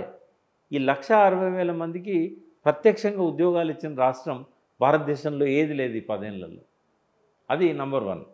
నంబర్ 2 ఏంటంటే, నేను లెక్కలేసిన 28 లక్షల మందికి ప్రైవేట్ ఉద్యోగాలు వచ్చినాయి. 28 లక్షల మందికి 10 ఏళ్లలో. అందులో నీకు ఐటీ సెక్టర్లనే 5.5 లక్షల మందికి వచ్చింది. 3.5 లక్షల మంది నుంచి 9.5 లక్షలకు పోయి 9 లక్షలకు పోయింది. అది ఏది ఐటీ సెక్టర్. 75,000 కోట్ల ఎగుమతుల నుంచి 2 లక్షల కోట్ల ఎగుమతిలో పోయింది కదా ఐటీ పరిశ్రమ. ఎంప్లాయీస్ కూడా 3.5 లక్షల మంది నుంచి 9.5 లక్షల అయిన్లు. అంటే ప్రశ్నిస్తారు, ఇప్పుడు ఇమీడియట్ కామెంట్ పెడతారు మన మిత్రులంతా, మరి వీళ్ళంతా తెలంగాణలో లేనా అని అంటారు. అవును, వాళ్ళు తెలంగాణలో అయినా కాకపోయినా తెలంగాణలో 6 లక్షల ఉద్యోగాలు, దాదాపు 5.5 లక్షల ఉద్యోగాలు ఒక ఐటీ సెక్టర్లో వచ్చినాయి. తర్వాత బుచ్చన్న టీఎస్ ఐపాస్ పెట్టారు కదా, అవును, ర్యాపిడ్గా ఇండస్ట్రీస్ వచ్చినాయి. ఎన్ని ఉన్నాయి తెలుసా, 25,000 ఇండస్ట్రీస్ వచ్చాయి మనకి. ఆ ఇండస్ట్రీస్ మొత్తంలో కూడా 16 లక్షల ఉద్యోగాల కల్పన జరిగింది. ఆ భారీ పరిశ్రమలు కావచ్చు, మధ్యస్థ పరిశ్రమలు కావచ్చు, చాలా చిన్నవి కావచ్చు, ఎంఎస్ఎంఈలో ఉన్న 10 మంది ఎంప్లాయీస్ ఉన్నాయో కావచ్చు, 16 లక్షల మంది ఇండస్ట్రీస్లలో రిక్రూట్ అయ్యిండ్రు. తర్వాత బయోటెక్నాలజీ అద్భుతంగా గ్రోత్ అయింది. జినోమ్ వ్యాలీ అది స్టార్ట్ అయింది కాంగ్రెస్ పీరియడ్, చంద్రబాబు పీరియడే కావచ్చు, బట్ అద్భుతంగా గ్రోత్ వచ్చింది అంటే కేటీఆర్ గారు చాకచక్యంతో ఇండస్ట్రీస్ మినిస్టర్గా ఈ 10 ఏళ్ళ నుండి అద్భుతంగా ఆయన చేశాడు. ఆయన ఫస్ట్ ఏం చేశాడు, పంచాయతీరాజ్ మినిస్ట్రీ తీసుకున్నాడు. ఎవరు? కేటీఆర్. తర్వాత ఆయనకు అర్థమైంది నిరుద్యోగ సమస్య పరిష్కారం కావాలంటే ఇండస్ట్రీస్ని రప్పియాలి, వేరే దేశాలకు పోవాల్సి ఉంటుంది అని చెప్పి ఏం చేశాడు, ఐటీ ఇండస్ట్రీ ఆయన పెట్టుకొని పంచాయతీరాజ్ని ఇమ్మీడియట్గా ఆయన నుంచి జూపల్లి కృష్ణారావు గారికి అప్పుడు బదిలీ చేశాడు. సో ఆయన రావడం అనేది తెలంగాణ అదృష్టం. ఎందుకంటే అందులో కూడా ఒక 4-5 లక్షల ఉద్యోగాలు వచ్చినాయి. అంటే ఇట్లా ఏ ఫీల్డ్ తీసుకో, సింగరేణిలో కూడా డిపెండెంట్ జాబ్స్ ఇచ్చారు. పోలీస్ రిక్రూట్మెంట్లో చాలామందికి ఉద్యోగాలు వచ్చినాయి. ఇట్లా చెప్పినవి కానీ చెప్పని కానీ అవుట్సోర్సింగ్ కానీ ఇదంతా కూడా చూసినప్పుడు ఒక 28 లక్షల మందికి ఉపాధి ఎక్కడ ఎస్టాబ్లిష్ కాలేదు, చెప్పుకోలేదు కూర్చొన్న, ఎందుకు చెప్పుకోలేదు, చేసింది చెప్పుకోలేని అసమర్థత బీఆర్ఎస్ అయితే ఒక్క దానికి 10 అబద్ధాలు జోడించి ఈ పార్టీని మట్టిలో కలిపింది రేవంత్ రెడ్డి టీం, కాంగ్రెస్ పార్టీ. కానీ అనుభవంలో చూసిన ప్రజలకు తెలియదా ఏ జీవితంలో ఏ మార్పు వచ్చింది ఏమిటనేది? అంటే ప్రజలకు వాళ్ళ సర్కిల్లో ఉన్నది తెలుస్తుంది. ఇంకోటి ఏంటంటే ఇక్కడ ఇంకో సమస్య చెప్పాలి. మనం ట్యాగ్ లైన్లో నీళ్లు నిధులు నియామకాలని జయశంకర్ గారు అన్నారు. మేమంతా కలిపి ఆత్మగౌరవం అని ఇంకోటి జోడించాం. పాషం రాయర్ గారు కానీ, ఎన్ వేణుగోపాల్ గారు కానీ, నేను కానీ ఎక్కడ మాట్లాడినా మూడింటితో పాటు ఆత్మగౌరవం అని మాట్లాడేది. ఎందుకంటే సెకండ్ క్లాస్ సిటిజన్స్గా వాళ్ళని చూసేది కదా. అవును, యాదగిరి ఇట్లాంటి పాత్రలు ఆంధ్రలో చాలా అందరి అనుభవంలో ఉన్నది ఉన్నాయి కదా. అయితే భాషను అపహాస్యం చేశారు, మన గౌరవాన్ని తగ్గించారు. అయితే దీన్ని ఏంటంటే ఆత్మగౌరవం అనే పదం మనం జోడించాం. అయితే తెలంగాణలో కేసీఆర్ చేసిన పాలన 10 సంవత్సరాల పాలన ఆత్మహత్యలను చాలా వరకు తగ్గించింది. అంటే నీళ్ళ కోసం ఆత్మహత్యలు చేసుకొని కరెంటు నీళ్ళ చావులు లేవు, అందులో డౌటే లేదు. వేరే ఆత్మహత్యలనే రకరకాల కారణాలు చాలా కారణాలున్నాయి. అది ఆయన ఒక మొట్టమొదటి విజయం. గడప గడపకు మంచినీరు ఇవ్వడం అనేది, సరే పర్ఫెక్షన్ అనేవాడు డిక్షనరీనే ఉంటుంది. అన్ని ఊళ్ళల్లో ప్రతి ఇంటికి వచ్చినాయని అడిగితే ఓ 98%, 99% వచ్చి ఉంటాయి. అది మామూలు విజయం కాదు. అది కూడా చాలా భారతదేశంలోనే మొట్టమొదటిది. అది కూడా ట్రీటెడ్ వాటర్. మనం కొనే బిస్లరీ కిన్లే కంటే కూడా మంచినీళ్ళు పిహెచ్ వాల్యూ ఎక్కువ ఉంటుంది. పిహెచ్ వాల్యూ అనేది మన ఆరోగ్యానికి సంబంధించింది. కేసీఆర్ ఏమనుకున్నాడంటే నీళ్లతోనే 75% జబ్బులు వస్తున్నాయి, సో అవి పోవాలని చెప్పి ఫ్లోరైడ్, క్లోరైడ్ ఇట్లాంటివి కలిపి దాన్ని అంతా కూడా క్లీన్ చేసి మనకి ఇస్తున్నారు. ఇది ఒక గొప్ప అచీవ్మెంట్. తర్వాత రైతును రాజుగా చూడాలన్న కేసీఆర్ స్వప్నం అర్ధాంతరంగా ఆగిపోయింది. ఆయన ఏమనుకున్నాడు, రైతుకు ఎన్ని కష్టాలు ఉన్నాయో అన్ని కష్టాలు తీర్చడంతో పాటుగా రైతే ధర నిర్ణయించే పరిస్థితి రావాలి. ఇప్పుడు ఒక ఇండస్ట్రియలిస్టు తను తయారు చేసిన ప్రోడక్ట్కు తను రేట్ డిసైడ్ చేస్తాడు, దాని మీద జిఎస్టీ కడతాడు. ప్రభుత్వం ఇంటర్వ్యూని కాదు. ఒక ఫార్మా విషయంలోనే 1 పైసకు తయారయ్యేదాన్ని 400 రెట్లు దోచుకుంటున్నప్పుడు ప్రధానమంత్రి ఇన్వాల్వ్ అయ్యి ఆ రేట్లు అన్నింటినీ తగ్గించేసి ఇప్పటికి కూడా అందులో మోసం జరుగుతూనే ఉన్నది. బట్ రైతుకు మాత్రం ఆ స్వేచ్ఛ లేదు. తను ధర నిర్ణయించుకునే స్థితిలో రైతు ఎప్పుడైతే వస్తాడో అప్పుడే రైతు రాజు అవుతాడు.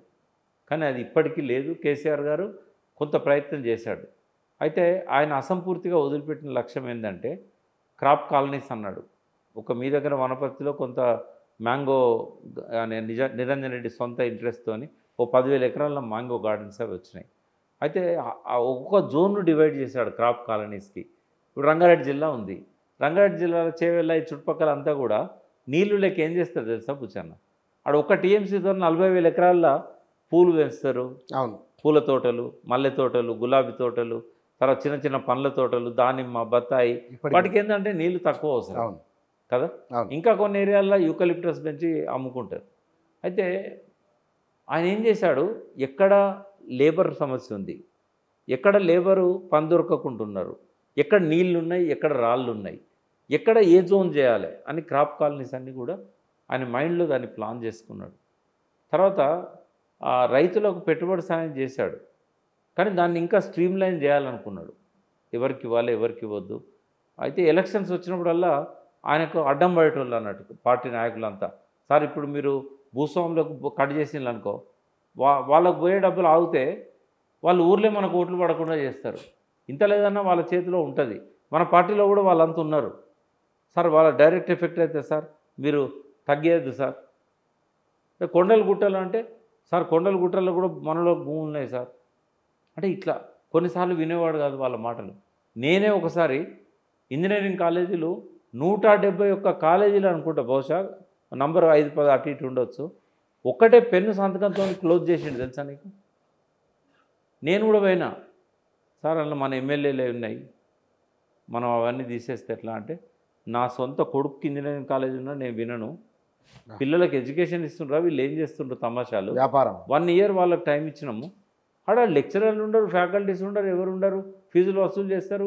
రాజశేఖర రెడ్డి ఏదైతే కంపెన్సేషన్ పెట్టిండో ఫీజు రియంబర్స్మెంట్, అది పెద్ద ఉపాధి, దానికోసమే ఇంజనీరింగ్ కాలేజీలు నడుతున్నాయి అన్నాడు. సార్ తెలంగాణలో లేదు సార్, బస్సు తెరువు పెట్టుకున్నారంటే, నేను ప్రిన్సిపల్స్తో కాంప్రమైజ్ కాను ప్రకాష్, నువ్వు ఈ విషయంలో నన్ను అడగన్నాడు. చాలా ప్రిన్సిపల్ ఉన్నాడు చాలా విషయాలు. స్టార్టింగ్లో ఇది ఒత్తిళ్ళు బాగుండేది ఆయన మీద, అయినా కూడా తట్టుకొని అన్నీ చేశాడు. బట్ ఇక్కడ అసలు పాయింట్ ఏంటంటే, నీళ్లు నిధులు నియామకాల వరకు ఆయన చేసిన దానిలో అంటే రైతులకు ఇందాక నేను చెప్తూ వచ్చిన కదా, క్రాప్ కాలనీ అసంపూర్తి అనేది ఉంది. రేవంత్ రెడ్డికి ఒక మంచి అవకాశం వచ్చింది. అంటే బంగారు తెలంగాణను చూడాలన్న కేసీఆర్ స్వప్నం అర్ధాంతరంగా ఆగిపోయింది కదా. ఆ స్వప్నాన్ని తన పద్ధతిలోనే ఆయన ముందుకు తీసుకెళ్ళి ఆ లక్ష్యాలు పూర్తి చేస్తే ఈ ఇద్దరు కలిసి తెలంగాణ అద్భుతంగా ప్రపంచ పటంలో నిలిపిన వాళ్ళు అవుతారు. ఆయనకు అవకాశం ఇచ్చిండు కేసీఆర్. ఇప్పటికి ఉంది, ఇప్పటికీ చాలా ఉన్నాయి, ఇది ఒకటే కాదు. 2-3 చెప్పండి ఏమేమి ఉన్నాయి. నావిగేషన్కి అయితే మన స్టేట్ డబ్బులే అక్కర్లేదు, కేంద్రం ఇస్తున్నది. ఇది ఇప్పుడు కేసీఆర్ ఏం చేశాడు, అద్భుతంగా రిపోర్ట్స్ తయారు చేయించాడు. నావిగేషన్ ఇప్పుడు మంజీరా నది ఉంది, రైట్ ఫ్రమ్ సింగూరు దగ్గర నుంచి పడవలో శ్రీరామ్ సాగర్ దగ్గర రావచ్చు, సరుకులు తీసుకుపోవచ్చు. అంటే వాటికి ఏంటంటే ఇప్పుడున్న బ్యారేజీలు ఏవైతే ఉన్నాయో, మంజీరా బ్యారేజ్ కావచ్చు, గన్పూర్ ఆన్కట్ట కావచ్చు, అక్కడ బైపాస్ చేసి లాక్స్ పెట్టాలి, గేట్లు పెట్టాలి. ఆ పడవ వచ్చినప్పుడు అది లేస్తుంది, మిగతా టైంలో నీళ్ళు ఆగుతాయి. ఈ సిస్టమ్ను మన సూయజ్ కాలువ టైప్ అట్లా ధవళేశ్వరం దగ్గర ఉంది, ధవళేశ్వరం టైప్ బ్రిటిష్ వాళ్ళు ధవళేశ్వరం దగ్గర పెట్టారు. అవును. అయితే నిజాం స్వప్నం ఇది నావిగేషన్. ఎక్కడ బాసర దగ్గర నుంచి రాజమండ్రి దాకా మన తెలంగాణకు మన పోర్ట్ లేదు. అయితే బందర్ దాకా కృష్ణానదిలో మన సరుకులన్నీ కూడా తీసుకుపోయి ఎక్స్పోర్ట్ చేసేవాళ్ళు. అప్పుడు నారాయణసాగర్ లేదు, శ్రీశైలం లేదు, ఏ ప్రాబ్లం ఏం లేదు. అవును.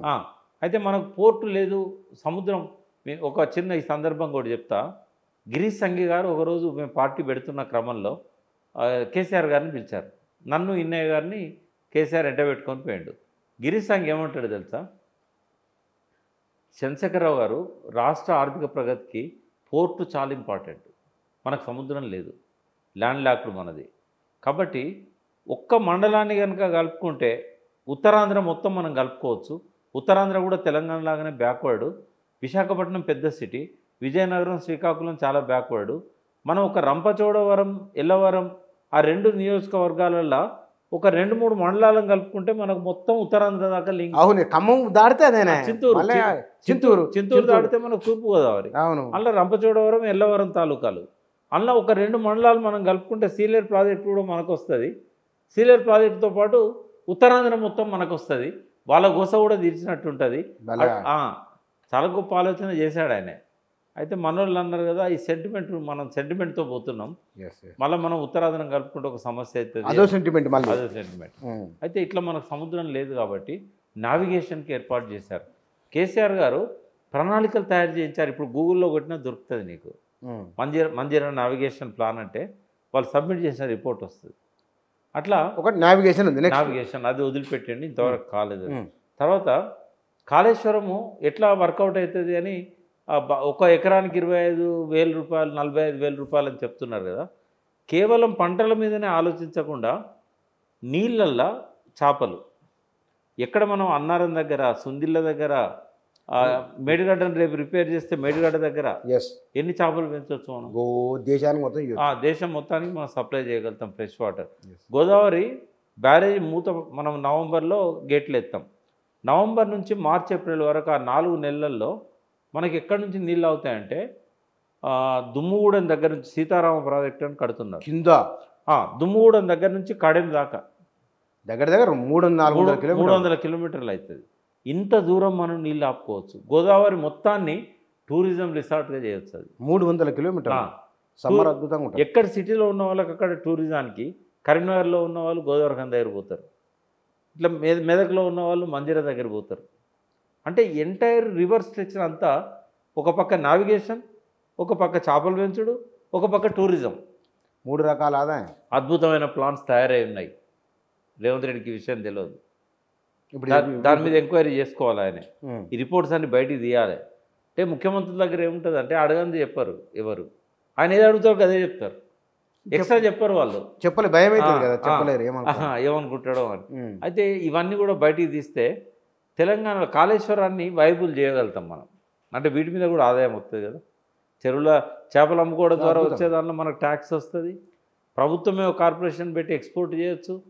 ఆ చేపను పచ్చడిగా మార్చి పచ్చడిని ఎక్స్పోర్ట్ చేయొచ్చు. తర్వాత ఆ నీళ్లతో టూరిజాన్ని డెవలప్ చేయొచ్చు. చాలా ఆదాయం వస్తుంది. టూరిజం గవర్నమెంట్ చేతుల్లో ఉంది. ఎన్నెన్నో దాని చుట్టూ చాలా ఇప్పుడు ఇవన్నీ చేస్తేనే తెలంగాణ అనేది ఒక అద్భుతమైన తెలంగాణ అవుతుంది. ఇంకోటి ఏంటంటే ఉద్యమకారులను ఆయన ఉపయోగించుకోలేదని అనుకున్నాం కదా.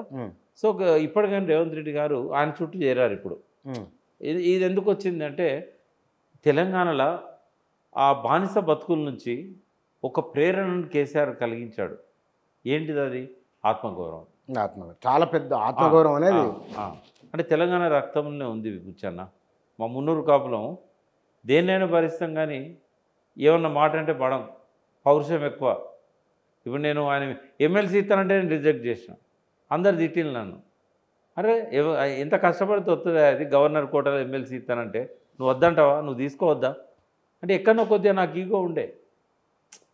ఎట్లయితే ఏమున్నది, ఆత్మగౌరవం అనేది తెలంగాణలో అన్నం కంటే ముందున్న సమస్య అది. అవును, నువ్వు తిండి పెట్టినా కూడా తిండి లేకున్నా వాడు భరిస్తాడు. తెలంగాణ నేచర్లో ఉంది, ఆ రక్తంలో ఉంది. నిజాం వ్యతిరేక పోరాటం నుంచి ఇదంతా వచ్చింది మనకు. ఇప్పుడు అసలు కేసీఆర్ ఎందుకు ఓడిపోయాడు? అదే ఈ ఆత్మగౌరవ సమస్య రివర్స్ అయింది ఆయనకు.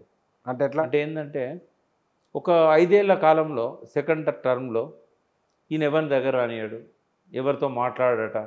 ఎమ్మెల్యేలు కూడా ప్రజల మధ్య పోయి చెప్పేటోళ్ళు, మాకు దొరుకుతాడని ఆయనకు చెప్తామనుకుంటే మీ సమస్యను ఆయనకు చెప్తే పరిష్కారం అవుతుంది. చాలాసార్లు ఎమ్మెల్యేలు నాయకులను మండల స్థాయి నాయకులు, జిల్లా స్థాయి నాయకులను తీసుకొని ప్రగతి భవన్కి వచ్చి రిటర్న్ పోయేటోళ్ళు. అంటే ఎందుకు గెలవాడు? ఉద్యమ కాలంలోనేమో ఆయన అపరిచితుడు సినిమాలో 2 పాత్రలు ఉంటాయి. ఉద్యమ కాలంలో కేసీఆర్ ఏంది, అందరినీ కలిసి ఎవడు రాని భోజనం పెట్టేది ఇంటికి, డైనింగ్ టేబుల్ మీద ఒక్కడి దినంగా ఎన్నడూ చూడలే నేను. అంటే ఒక మనిషి ఇంత చనువుగా ఉండి పేరు పెట్టి భుజం మీద చేసి పల్లెనిద్రప్పుడు ఇంటికి వచ్చి వాళ్ళ ఇంట్లో గడంచెలు పండుకొని పొద్దున్న లేసి ఆపులు వేసుకొని అందరు భుజాల మీద చేతులు వేసుకొని వాడవాడ తిరిగిన వ్యక్తి, ఉద్యమ కాలంలో ప్రతి వ్యక్తిని పేరు పెట్టి పిలిచి ఆదరించిన వ్యక్తి సీఎం కాగానే గింత గమ్మండా, మమ్మల్ని లెక్క చేయడా అంటే సీఎం అయితే బిజీ అవుతాడు, కానీ అసలే దగ్గర రాని పరిస్థితి ఉన్నదనేది వాస్తవంగా. ఆయన ఎప్పుడు ఎవరిని కావాలన్నా పిలుచుకునేటోడు. కొన్నిసార్లు ఆయన కమ్యూనికేషన్ గ్యాప్ కూడా ఉండేది. వాళ్ళు వచ్చి అక్కడ బయట వెయిట్ చేసిపోయేటోళ్ళు ఆయనకు తెలియకపోయేది. అంటే దేవుడు వరం ఇచ్చిన పూజారి వరం ఇయ్యడం అంటారు కదా, పూజారి. ఆ సీఎంఓలో ఉన్న కొంతమంది ఇప్పటికి కూడా ఉన్నారు కేసీఆర్ చుట్టూ. ఎవరు వచ్చినా ఆయనకు చెప్పారు. ఎవరు వాళ్ళు? ఇప్పుడు తెలుసుకోండి మరి. పేరు చెప్పాను.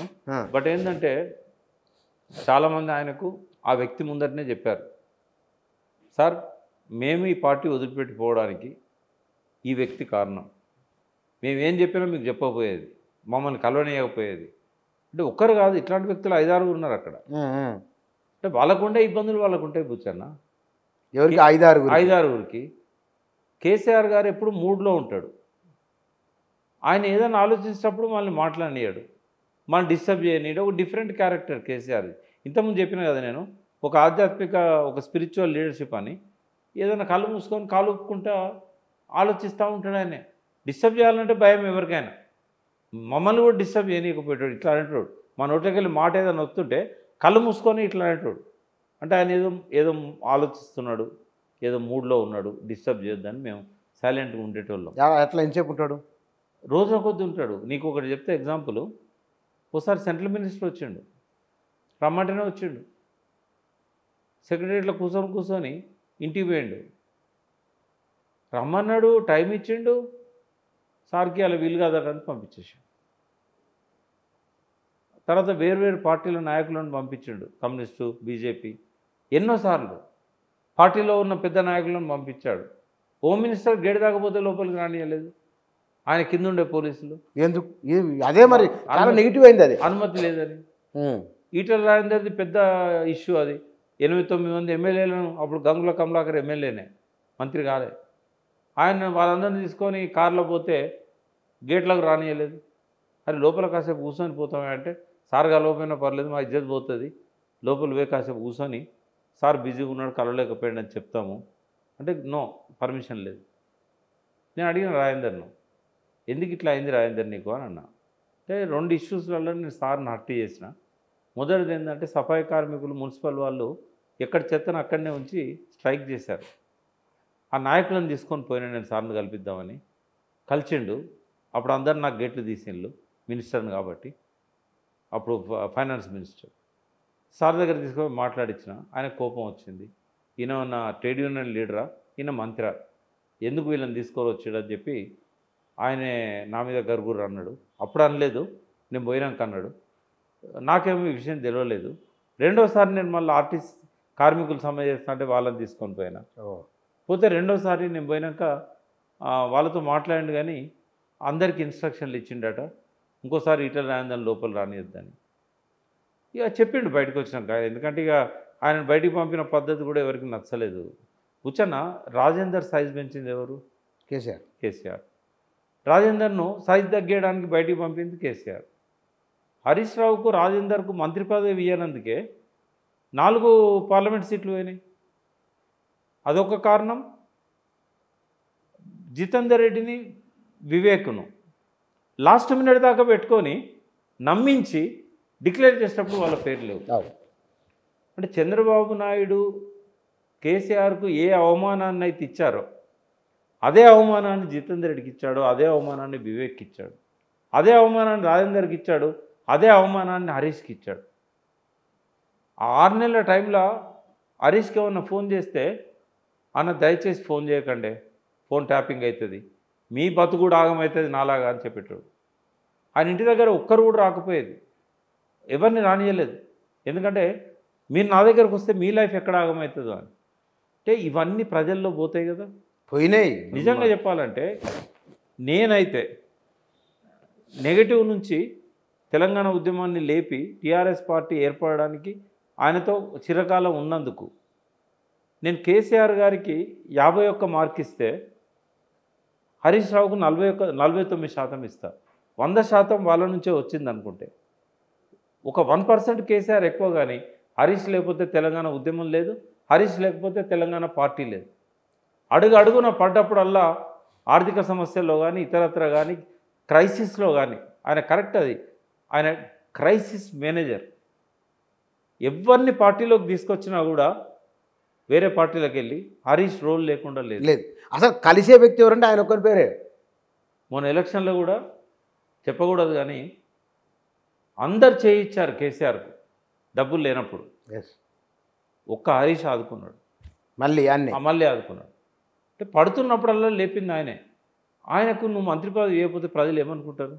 బాగా చాలా ఈటల రాజేందర్ను ప్రతిపక్ష నాయకుడిని చేసింది నువ్వు, నీ టీఆర్ఎస్ ఫ్లోర్ లీడర్ను 2 సార్లు. రాజశేఖర రెడ్డి గవర్నమెంట్లో, కిరణ్ కుమార్ రెడ్డి రోషయ్య గవర్నమెంట్లో ఎవరు ప్రతిపక్షాన్ని నడిపింది? అసెంబ్లీలో ఎవరు తెలంగాణ కోసం? ఇంకొకటి, ఈటల రాజేందర్ చేసిన ఒక గొప్ప పని తెలవాలి అందరికీ. ఎవరు అరెస్ట్ అయినా బెయిల్ మీద తీసుకురావడానికి డబ్బులు డిపాజిట్ చేసింది కొన్ని కోట్ల రూపాయలు, కోట్లు. ఈటల రాజేందర్, కొంతమంది ఎన్ఆర్ఐస్లో హరీష్ రావు. అప్పుడు కేసీఆర్ గారు ఏం రూపాయి పంపలే, వీళ్ళ ఫోన్లు చేసి చెప్పేటోడు, వాళ్ళని చూసుకోండి. నేను క్యాంపస్ స్టూడెంట్సే, ఇప్పటి డిపాజిట్లు ఉన్నాయి కోట్లలో, వాళ్ళు పంపినాయి. అంటే లాఠీచార్జ్ జరుగుతున్నా, ఎవరైనా చనిపోయినా ఓదార్చడానికి పోయింది ఎవరు? 1-2 కేసులలో మాత్రమే కేసీఆర్ గారు వచ్చారు. ఏదో క్యాంపస్ ముందట, కానీ మొత్తం వీళ్ళే కదా ఓదార్చింది. మరి ఇటువంటి వ్యక్తులను నువ్వు పక్కన పెట్టి దొంగలందరికీ నువ్వు వేరే పార్టీలలో వచ్చినావు మంత్రి పదవులు ఇస్తే మండదా జనానికి? వివేక్ ఏం పాపం చేసిండని నువ్వు అప్పుడు ఇవ్వలేదు? ఆయన ఎలిజిబుల్ కాదా? జితేందర్ రెడ్డి ప్రతిసారి, జితేందర్ రెడ్డి అయితే చాలా విచిత్రంగా ఉంటుంది. నేను జితేందర్ రెడ్డి నాతోనే ఉన్నాడు ఆ రోజు. నా పేరు అనౌన్స్ అవుతుంది అన్న ఇప్పుడు అని అన్నాడు. అంటే మంచిగా కదా, సంతోషం, అడ్వాన్స్ కంగ్రాచులేషన్స్ అన్న. ఇద్దరం కూర్చొని టీవీ చూస్తాను. ఆయన ఎవరి పేరు, మన్నే శ్రీనివాసరెడ్డి పేరు అనౌన్స్ చేసి బాగా మండిపడ్డాడు. ఏం చేయాలన్నా అన్నాడు. ఏం చేయకు అన్న. లేదు నేను సైలెంట్గా ఎట్లుంటా అంటే, కాదు ఈ ఒక్కరోజు నువ్వు ఒప్పుకోవట్టు. నరేంద్ర కూడా గిట్లనే ఆగమైండు. కేసీఆర్ గారు అంతకంటే గొప్ప పొజిషన్ ఏమైనా నాకు ఇస్తాడేమో, అందుకే నాకు టికెట్ ఇవ్వలేదు అని చెప్పు మీడియాలో. నువ్వు అంత మించి ఏం చెప్పకు, తిట్టకు అని చెప్పిన. ఆవేశాన్ని అంతా అంచుకొని మహబూబ్నగర్ పోయి ప్రెస్ మీట్ పెట్టి, బహుశా కేసీఆర్ గారు నాకు టికెట్ ఇవ్వలేదు అని అంటే ఆయన మనసులో ఇంకేదన్నా పెద్ద పాత్ర నాకు ఉండొచ్చు అన్నాడు. కానీ అక్కడి నుంచి కాల్ రాలేదు, ఈయన కలుస్తానంటే పిలుపు ఇవ్వలేదు అపాయింట్మెంట్. ముందు క్షణం దాకా సంతోష్ కానీ ఇంకోరు కానీ అన్న నీకే వస్తుందని చెప్పుకుంటూ వచ్చిండు. అక్కడనేమో అరుణకు అనౌన్స్ చేసిండు ఆ సీటు. ఎవరో అరుణ అనుకుంటా లాస్ట్ టైం పోటీ చేసి. ఏం చేయడానికి లేదు ఆయనకు. వేరే పార్టీలో పోదామంటే అన్ని పేర్లు అనౌన్స్ అయినాయి. ఎందుకట్లా జరిగింది? ఆయన చెప్పింది చెప్తాను నేను. ఆయన కేసీఆర్తోని నరేంద్ర మోడీ దగ్గర పోయినప్పుడల్లా జిత్తు బాగున్నావా అంటాడు ఆయన. జితేందర్ రెడ్డి బీజేపీలో ఎంపీ కాదు ఇదివరకు. అవును. అప్పుడు మోడీ ఏంది? అప్పుడు మోడీ ఏం లేదు, మామూలు కార్యకర్త. మన వినోద్ ఉన్నాడు కదా, వినోద్ హరిశ్చంద్ర మాథూర్ లేన్లో వినోద్ ఇంట్లో ఒక చిన్న అవుట్ హౌస్ ఉంటుంది, జనరల్ వాచ్మెన్ల కోసం కడతారు. అది అన్న మోడీ ఉండేవాడు 9 సంవత్సరాల నాడు. అప్పుడు వినోద్ లేడు, బట్ వినోద్ ఉన్న క్వార్టర్ వినోద్ ఇంటికి నేను పోయినప్పుడు వినోద్ చెప్పిండు, ఇంట్లో మోడీ 9 ఏళ్ళు ఉన్నాడు ప్రకాష్, స్నానం చేసి బ్యాగ్ వేసుకొని బయట పోయేటోడు, రాత్రి వచ్చేటోడు. అంటే మోడీ అట్లున్న టైంలో జితేందర్ రెడ్డి ఎంపీ ఉన్నాడు. కొంచెం ఆయన ఎక్కడున్నా కూడా చెడు ఆగాడు, బాగా హై ప్రొఫైల్లో ఉంటాడు. అయితే 2 సార్లు జిత్తు ఎట్లున్నావు ఏంది అని కేసీఆర్ని పక్క పెట్టి జిత్తుతో మాట్లాడాడు నరేంద్ర మోదీ. తర్వాత ఒకసారి తీసుకుపోలేదు ఆయన, వెరీ ఎవర్ జిత్తు అని అడిగాడు. కేసీఆర్ ఏమనుకున్నాడు, రేపు ఏమన్నా గవర్నమెంట్లో అటు ఇటు అయితే జితేందర్ రెడ్డి మనతో ఉండడు, మోడీ పిలిస్తే పోతాడు అని ఆయనకి ఇవ్వలేదు. వివేక్ ఇవ్వకపోవడానికి వివేక్ చెప్పింది ఏంటంటే, దళిత వర్గాలల్లో అంత ఎదిగొచ్చిన నాయకులు లేరు. అప్పుడు వెంకటస్వామి, మళ్ళీ వివేక్ పొజిషన్ వచ్చింది. తెలంగాణ ఉద్యమంలో పార్లమెంట్లో టీఆర్ఎస్కు 1-2 ఎంపీలు ఉన్నప్పుడు, అంటే 2 ఉన్నా కూడా విజయశాంతి లాస్ట్లో వెళ్ళిపోయింది, బిల్లు పెట్టే టైంలో లేదు. అవును. బట్ ఆ కథ అంతా నడిపించిన దానిలో వివేక్ది కీలక పాత్ర, చాలా అయితే ఒక ఎదిగొచ్చిన డబ్బులు కూడా ఇచ్చిండు ఆయన, చనిపోతే వాళ్ళ కుటుంబాల చాలా చేసిండు. అందరినీ రాజగోపాల్ రెడ్డి, వివేక్, పొన్నము, మధుయాష్కి వీళ్ళంతా కలిసి. అయితే నన్ను ఒక అట్టడుగు వర్గంలో నుంచి ఎదిగొచ్చిన కదా, డబ్బు ఉంది, పత్రిక ఉంది, ఛానల్ ఉంది, ఎక్కడనో ఒకడ నన్ను గొంతు కోయాలనుకున్నాడు. ఇంకా ఎదగనేయడం ఆయనకి ఇష్టం లేదు, అందుకని నన్ను తొక్కేసిండు అని చెప్పిండు. అందుకే మళ్ళీ ఆయన వేరే పార్టీలోకి వెళ్ళిపోయాడు, బీజేపీలోకి వెళ్ళిపోయాడు. అంటే ఏదన్నా కావచ్చు, కేసీఆర్ మనసులో ఏమన్నా ఉండొచ్చు, ప్రజలు ఏమనుకుంటారు అనేది చెప్తాను నేను. ఏ ఆత్మగౌరవ సమస్యనైతే ప్రజల ముందు పెట్టి వాళ్ళ నరాన అణువున ఆత్మగౌరవ సమస్యను జీర్ణించేటట్టు కేసీఆర్ చేశాడో అదే తిరిగి ఆయనను కాటేసింది. అందువల్ల ఓటమి, అంతే, అందువల్లనే ఓటమి. ఎందుకంటే ఓటమికి ఒక 5-6 ప్రధాన కారణాలు ఉన్నాయి. ఇది కూడా ఒకటి, చేసిన ప్రగతి చెప్పుకోలేవడం కూడా ఒకటి, ప్రజలల్లా వీళ్ళు పనికిరాని వాళ్ళు అని నిర్ధారించబడ్డ తర్వాత మూడోసారి నేను కుక్క నిలబెట్ట గెలుస్తుంది అన్న పద్ధతిలో మళ్ళీ వానికే, ప్రజలు అసహించుకున్న వానికే టికెట్ ఇవ్వడం మూడో కారణం. రేవంత్ రెడ్డి చెప్పే అబద్ధాలను, కాంగ్రెస్ పార్టీ చేసే అసత్యాలను నమ్మిన వాళ్ళు నాలుగో కారణం. ప్రజలు అభివృద్ధి గురించి పట్టించుకోకుండా సంక్షేమానికి పెద్దపీట వేసి, సంక్షేమమే నాకేమొస్తుంది అంటే, ముఖ్యమంత్రి అయిన ఆయన డబ్బులు సంపాదించుకుంటాడు, మంత్రులు అయిన వాళ్ళు డబ్బులు సంపాదించుకుంటాను, ఎమ్మెల్యేలు అయిన వాళ్ళు డబ్బులు సంపాదించుకుంటాడు, మేము కట్టిన పనులే కదా వచ్చింది అది నాకేంది అన్నప్పుడు సంక్షేమం ప్రధానంగా వస్తుంది. ఈయన 2000 ఇస్తా అన్నాడు, ఆయన 4000 ఇస్తా అన్నాడు. ఈయన మహిళలకు 2500 ఇస్తా అన్నాడు, ఫ్రీ బస్ అన్నాడు. 6 గ్యారంటీల పాత్ర తక్కువ కాదు. ఆయన అవన్నీ ప్రకటించిన తర్వాత కేసీఆర్ 2వ విడత మేనిఫెస్టో రిలీజ్ చేశాడు, సవరించుకోలేదు. మళ్ళీ రేవంత్ రెడ్డితో ప్రభావితమై అందులో చెప్పిన వాటిని మళ్ళీ అంటే ఆడ లీడ్ చేసింది ఎవరు? ఎలక్షన్ క్యాంపెయిన్ లీడ్ చేసింది కాంగ్రెస్ అయితే అనుసరించింది కేసీఆర్ అయింది. కర్ణాటకలో ఎప్పుడైతే 6 గ్యారంటీలు 5 గ్యారంటీలు అక్కడ సక్సెస్ అయిందో ఆలోచించాల్సి ఉండే.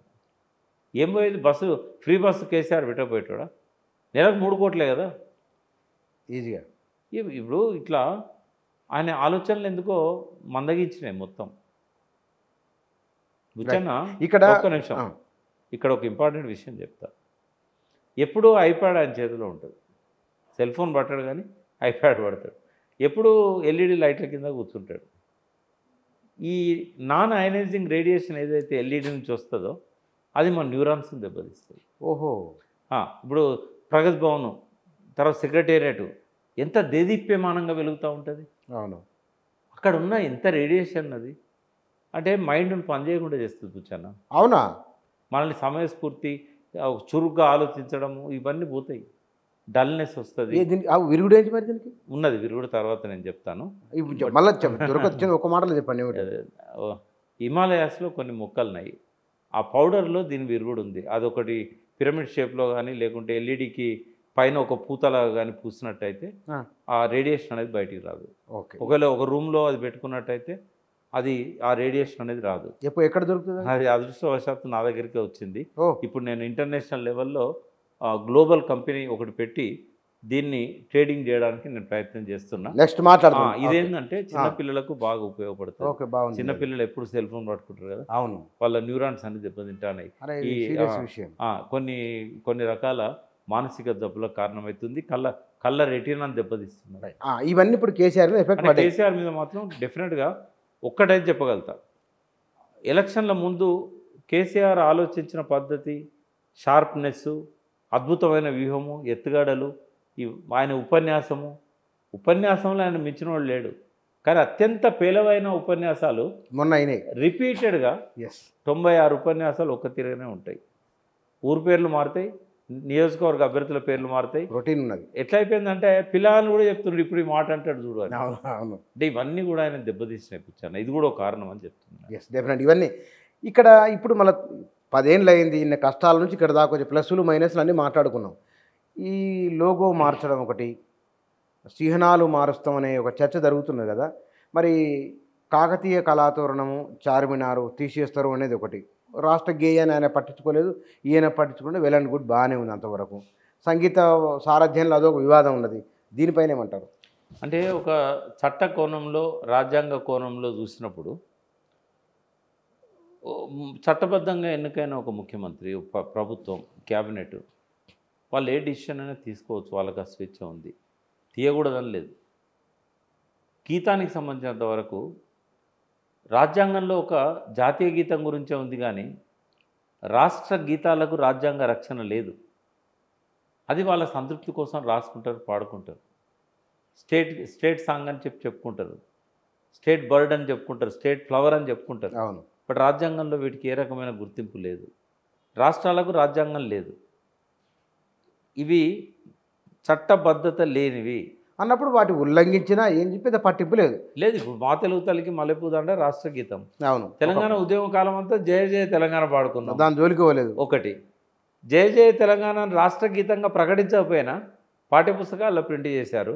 కాలేజీలలో, స్కూళ్ళల్లో ఈరోజు కూడా ప్రార్థనలో జయ జయ తెలంగాణ పాడుతున్నారు. దానికి ఏం పనిష్మెంట్ ఉండదు. అంటే ఇవేంటంటే ఒక ముఖ్యమంత్రికి ఉన్న హక్కులు.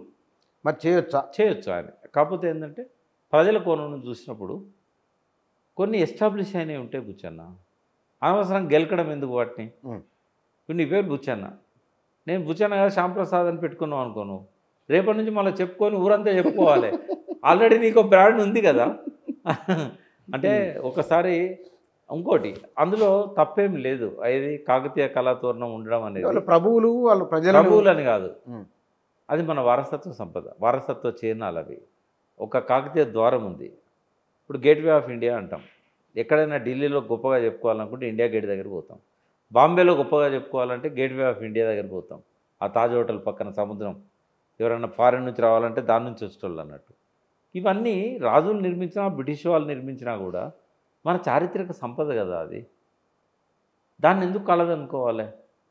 ఇప్పుడు ఒక పక్కనేమో కాకతీయ తోరణం వద్దంటావు, చార్మినార్ వద్దంటావు, కాకతీయ కళా ప్రబల కాంతిరేఖ రామప్ప అని దాంట్లో గోల్కొండ నవాబుల గొప్ప వెలుగే చార్మినార్, గంగా జమున తయాజీ ఉండాలన్న ఉద్దేశంతో కుతుబ్ షాహీలు ఒక మంచి కారణం ఉంది. ప్లేగు వ్యాధి వచ్చినప్పుడు అందరు చనిపోతూ ఉంటే అది నివారించడం కోసం ఆయనకు వచ్చిన ఆలోచన చార్మినార్.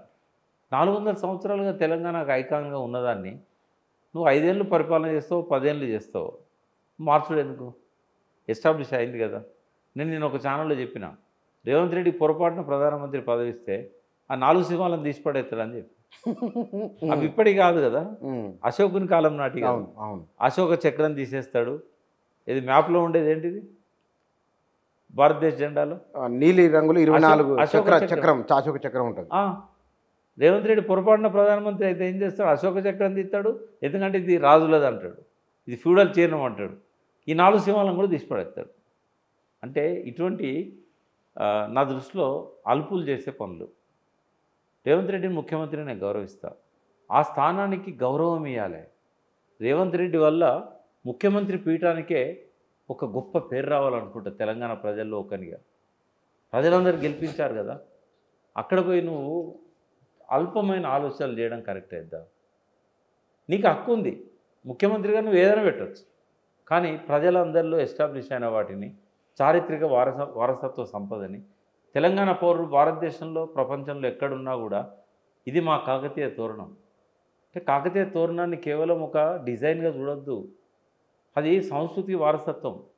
మొత్తము ముస్లిం రాజుల పరిపాలన 600 సంవత్సరాలు ఉన్నా కూడా తెలంగాణ సంస్కృతి బతికింది అంటే కాకతీయాలలో బీజాలు ఉన్నాయి. అన్నం తిన్నారు ఇక్కడ రైతులు అంటే కాకతీయులు కట్టించిన గోలు చెరువుల సిస్టమ్. నిజాం పాలన మొత్తంలో చీకటి కోణం, చీకటి అధ్యాయం, కాసిం రజ్వీ, రజాకార్లు. కాకతీయుల మొత్తం కథనంలో, వాళ్ళ పాలనలో, 300 ఏళ్ళ పాలనలో వాళ్ళ చీకటి కోణం సమ్మక్క సారక్క వాళ్ళని చంపడం, యుద్ధం చేసి. అంటే ప్రతి రాజుకు మెరుపులు ఉంటాయి, మరకలు ఉంటాయి. చారిత్రక వెలుగులో వారసత్వం మనది, చారిత్రక సంపద మనది. ఎందుకు గర్వపడదాం? చార్మినార్ మాది, కుతుబ్షాయిలు మా రాజులు. కుతుబ్షాయిల పాలన కూడా పీడన లేదు, సంస్కృతిని కాపాడారు. హిందూ ముస్లిం సంస్కృతిని బాయ్ బాయ్ అన్నారు. గాంధీ వచ్చి గంగా జమున తహజీబ్ అన్నాడు. ఇది యమున అనుకుంటారు, గంగా జమున. జమున గంగను బంగ్లాదేశ్లో జమున అని పిలుస్తుంది. అక్కడ నుంచి ఒక నది వచ్చి గంగలో కలుస్తుంది. అయితే అది ముస్లిం కంట్రీ నుంచి వస్తుంది, ఇదేమో హిందూ కంట్రీ నుంచి వస్తుంది. అంటే గంగా ఆ బంగ్లాదేశ్ నుంచి వచ్చింది, ఈ ఇండియా నుంచి వచ్చింది, ఒక దగ్గర కలిస్తే గంగా జమున తహజీబ్. అయితే గాంధీ చెప్పాడు ఫస్ట్ ఇక్కడ భాగ్యరెడ్డి వర్మ పిలిచినప్పుడు 1920s వచ్చి చెప్పిండు ఆయన. అంటే అటువంటి సంస్కృతి చిహ్నమైన వాటిని మార్చడం అనేది నెహ్రూనా గాంధీనా? గాంధీ వచ్చాడు ఇక్కడ భాగ్యరెడ్డి వర్మ. అయితే ఆ చిహ్నాన్ని తొలగించడాన్ని ప్రజలు జీర్ణించుకోరు. ఇంకోటి, టీఆర్ఎస్కి ఒక ఊపిరి పోసినట్టు మళ్ళీ ఒక కార్యక్రమం ఇచ్చినట్టు. ఇవాళ నమస్తే తెలంగాణ పత్రిక మొత్తం కాకతీయ కళాతోరణంతోనే ఉంది. పేరు మధ్యలో వేసి పెట్టేసి అంటే ఒక వెపన్ ఇస్తున్నావు కదా, అవసరమా? గెలకాల్సిన అవసరం ఉందా? ప్రజలు వాడుకున్నారు. ఇవాళ నువ్వు ఏ మార్పులు చేయి, కాకతీయ కళాప్రభల కాంతిరేఖ, రామప్ప, గోల్కొండ నవాబుల గొప్ప వెలుగే చార్మినార్, నువ్వు ఇలా తీసేస్తావు పాటల అందరితో అని చెప్పి ఇంకో మాట రాయిస్తావు. ప్రజలు వాడతారా? అది నరణ జీర్ణించకపోయింది, అణువులో ఉంది ఆ పాట. జాతీయ రాష్ట్ర గీతంగా కేసీఆర్ ప్రకటించకపోయినా కూడా ఇప్పటికీ లక్షలాది మంది విద్యార్థులు పాడుకుంటున్నారు ఆ పాట. అవునవును, ఎస్టాబ్లిష్ అయిపోయింది. నువ్వు మార్పులు చేస్తే దానికి సాంక్టిటీ వస్తుందా? అంటే ప్రజల హృదయాల్లో ఉన్న వాటిని మార్చాలనుకోవడం మూర్ఖత్వం, అల్పత్వం ఒకటి. రెండవ వివాదం ఏంటంటే కీరవాణితో సంగీతం పెట్టించారు. వ్యక్తిగతంగా నేను అటువంటి వాటిని పట్టించుకోను. ఎందుకు అంటే కళాకారునికి, నటునికి ఎల్లలు ఉండవు, ప్రాంతాలు ఉండవు, కులం ఉండదు, మతం ఉండదు, జాతి ఉండదు. మైకేల్ జాక్సన్ ఎక్కడోడని చెప్పి మనం అందరం ఆరాధన. కళను కళలాగా చూడాలి తప్ప కళను ప్రాంతంతో ముడిపెట్టద్దు. మరి తెలంగాణ ఉద్యమం మహోద్యమంగా నడుస్తున్నప్పుడు ఆ పాట పాడించాలని చెప్పి రసమై బాలకృష్ణ ఎవరి దగ్గర పోయాడు? ఎస్పి బాలసుబ్రహ్మణ్యం దగ్గర పోయాడు. ఆయన పాడితే గొప్పగా ఉంటుంది, నోటెడ్ సింగర్ కదా, ఆయన మించిన వాడు లేడు కదా ఆ రోజుల్లో, ఇండియాలోనే లేడు కదా. ఆయన పాడాలని చెప్పి ఆయన దగ్గర తీసుకుపోయాడు. ఆయన ఏమన్నాడు? ఈ లాస్ట్ లైన్ తీసే బాలకృష్ణ అన్నాడు, స్వరాష్ట్రమై తెలంగాణ. నేను తీయను అన్నాడు, నేను పాడను అన్నాడు ఆయన. నువ్వు ఆ లైన్ తీస్తే నేను పాడతా, ఎందుకంటే ఆయన సపరేటిస్ట్ కాదు, తెలంగాణను సపోర్ట్ చేయలే, కలిసి ఉండాలి తెలుగు వాళ్ళు అన్నాడు ఆయన. అందుకని ఆయన ఒప్పుకోలే. మళ్ళీ ఎవరి దగ్గర పోయాడు? రామకృష్ణ దగ్గర పోయాడు. రామకృష్ణ ఘంటసాల వాయిస్ ఉంటుంది ఆయనకు. ఆయన ఎవరు? ఆంధ్ర కదా, పాడించిండా లేదా బాలకృష్ణ? మరి ఉద్యమకాలంలో ఎవరు ఆబ్జెక్షన్ చేయలేదు రామకృష్ణ పాట పాడితే? అందరిశ్రీకి ఏంటంటే కీరవాణి ఆయన ఆస్కార్ అవార్డు వచ్చినా రాకున్నా, ఆయన ఆస్కార్ అవార్డు రాకముందు నుంచి కూడా కీరవాణితో పాడి అది మ్యూజిక్ చేయించాలి, కంపోజ్ చేయించాలనేది అందరిశ్రీకి ఉన్న. కీరవాణి అన్నాడు తెలంగాణ వ్యతిరేకించాలి ఆయన. కళాకారులకు ఎందుకు ఉంటుంది? ఒకరు సినిమా వాళ్ళు వ్యతిరేకించారు. 69 ఉద్యమంలో కృష్ణ నాగేశ్వరరావు 69 వేసుకున్నారు. 69 ఉద్యమంలో అది. అవునవును, వాళ్ళ వాళ్ళే జయాంధ్ర అన్నారు, తెలుసా నీకు? అవును, నా దగ్గర అడ్వర్టైజ్మెంట్లు ఉన్నాయి. 69లో తెలంగాణ సపరేట్ చేయడాన్ని వ్యతిరేకించి పానగాల్ పార్క్లో నిరాహార దీక్షలు చేశారు వీళ్ళు. ఎక్కడ? చెన్నైలో. అదే 73లో జయాంధ్ర ఉద్యమం వచ్చినప్పుడు మా ఆంధ్ర మాకేయండి, తెలంగాణ ఇవ్వండి అని చెప్పింది మళ్ళీ ఇదే నటులు. ఈ నటులు మామూలు నటులు. 97 తర్వాత వచ్చిన మలిదశ ఉద్యమంలో నటులు ఎవరు కూడా బహిరంగంగా వాళ్ళ ప్రకటనలు చేయలే. పోసాని కృష్ణమూర్తి లాంటి వాళ్ళు తెలంగాణ కోసం గట్టిగా నిలబడ్డారు. ప్రాంతాలు వేరైనా కూడా అందరూ తెలంగాణ నిజమే అతను నిలబడ్డాడు. సో ఇది ఏంటంటే కొంచెం ఇబ్బంది పెట్టింది ఎవరికి, సంగీత ప్రియులకు. ఎవరు మన తెలంగాణలో ఈ సంగీత దర్శకుల సంఘం ఒకటి ఉంది కదా, సినిమా సంఘం ఒకటి ఉంది కదా. తెలంగాణ వచ్చినాక కూడా తెలంగాణ ఆత్మగౌరవ చిహ్నమైన ఆ పాట అది ఆంధ్ర కంపోజర్ మ్యూజిక్ కంపోజింగ్ చేయించాల్సిన అవసరం ఎందుకు కీరవాణితో అనేది, కీరవాణి మీద మాకు గౌరవం ఉందని చెప్పుకుంటేనే ఈ తెలంగాణలో లేరా. అయితే ఎక్కడ ఇది రెచ్చగొట్టబడదంటే ప్రేమరాజు ఒక ఫోన్లో అందరితో మాట్లాడేటప్పుడు అందరి మాట్లాడిన మాటల వల్ల ఇది ఒక ఇష్యూగా వచ్చింది. అది ఇప్పుడు ఏం చేయలేము మనం, ఎందుకంటే నిన్ననే మొత్తము అదంతా అయిపోయింది. అయితే ఇక్కడ నేను ఒకటి ఏమంటా అంటే, సరే మనోభావాలు గాయపడ్డా కూడా మనం దాన్ని వెల్కమ్ చేద్దాం. ఎందుకు అనంటే డిసిషన్ తీసుకోకముందే మనం ఏదైనా చెప్పుంటే బాగుండేది. రెండవది అది రేవంత్ రెడ్డి తీసుకున్న డిసిషన్ కాదనేది అందరినీ ప్రకటించాడు, ముఖ్యమంత్రి కూడా ప్రకటించాడు. ఇది తన ఇష్టపూర్వకంగా ఏడాది నుంచి అనుకుంటున్నది. ఏడాది కింద రేవంత్ రెడ్డి లేడు, ప్రభుత్వం లేదు. అయితే ఆ రచయితకు పూర్తి ఫ్రీడమ్ ఇచ్చాడు. నువ్వు ఎవరిష్టమో వాళ్ళు, దానికి ఎవరేం చేసేది లేదు. ఒకసారి ఆయన వచ్చిన తర్వాత ఆయన మనసును గాయపరచడం ఎందుకు? నేను ఛానల్లో చెప్పిన, నేను ఒకవేళ ఆ పాట కనుక కంప్లీట్ కాకపోతే కీరవాణి తనంతట తను తప్పుకుంటే బెటర్ అని చెప్పాను. బట్ ఇప్పుడు ఆ పరిస్థితి కూడా లేదు. ఎప్పుడు మన చేతిలో లేని దాని గురించి ఆలోచించడం, వివాదాలు చేయడం మూర్ఖత్వం అవుతుంది. అయితే నా రిక్వెస్ట్ ఏంటంటే సినిమా తెలంగాణ కళాకారులకు పట్టుబట్టకండి, వచ్చిన దాన్ని స్వాగతిద్దాం. కీరవాణి కొత్తగా కీరవాణికి పేరు వచ్చేది ఏం లేదు ఈ పాటతో, కానీ ఆయనకున్న ప్రతిభ ఈ పాట వల్ల 10 రెట్లు పెరుగుతుంది. ఏది పాటకు గౌరవం పెరుగుతుంది.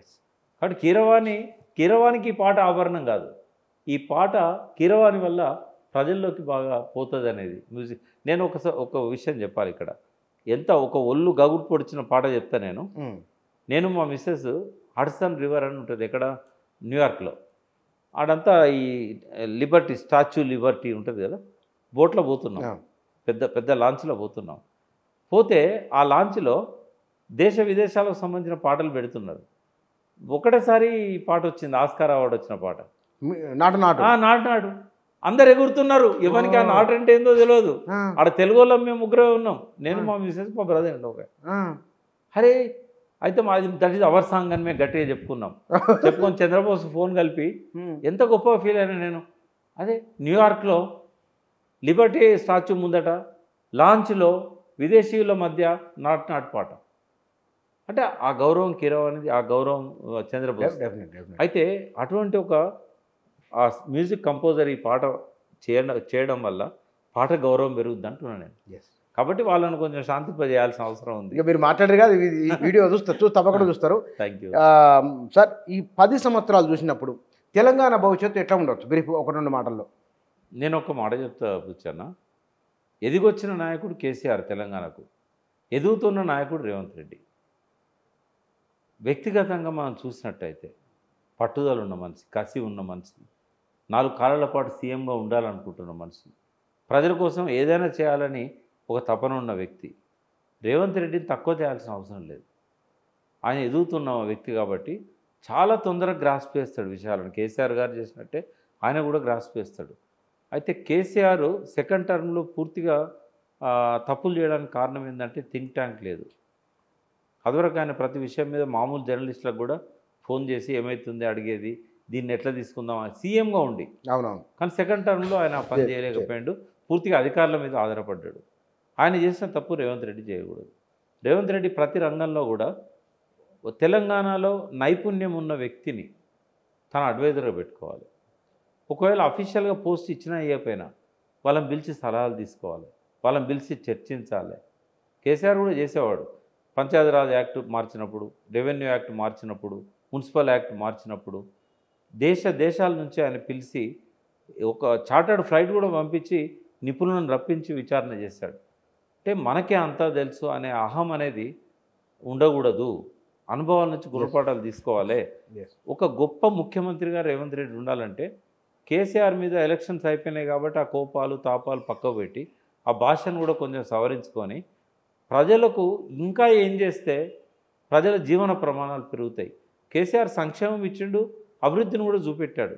కానీ యువత యొక్క జీవన ప్రమాణాలు పెంచడంలో కేసీఆర్ విఫలమైందని చెప్పగలుగుతాను నేను. ఎందుకంటే ఆయన 9.5 ఏళ్ళ పాలనలో కోవిడ్ది ఒక 1 ఇయర్ తీసేద్దాం, 8.5 సంవత్సరాల యాక్టివ్ రూలింగ్లో ఆయన నిరుద్యోగులను ప్రభుత్వ ఉద్యోగాలు ఇవ్వకపోయినా, పారిశ్రామిక ఉత్పత్తులలో వాళ్ళకు భాగస్వామ్యం లేకపోయినా కూడా వాళ్ళకి ఏం చేయాల్సి ఉండే? ఆయన సెల్ఫ్ ఎంప్లాయ్మెంట్ క్రియేట్ చేయాల్సి ఉండే.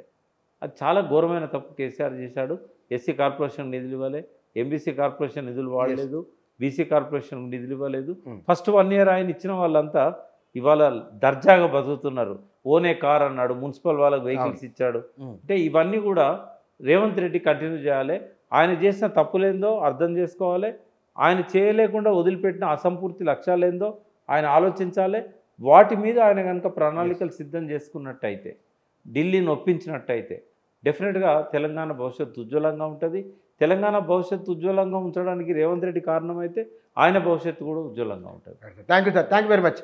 10 సంవత్సరాల తెలంగాణ, వాస్తవానికి తెలంగాణ ఉద్యమ ప్రారంభ దశ నుంచి ఇప్పటి వరకు ఈ ఇద్దరు ముఖ్యమంత్రులు, అంటే తెలంగాణ నిన్న, ఇవాళ, రేపు ఏమిటి అనే విషయాలపైన వారి అభిప్రాయాలు ఇవి. Thank you.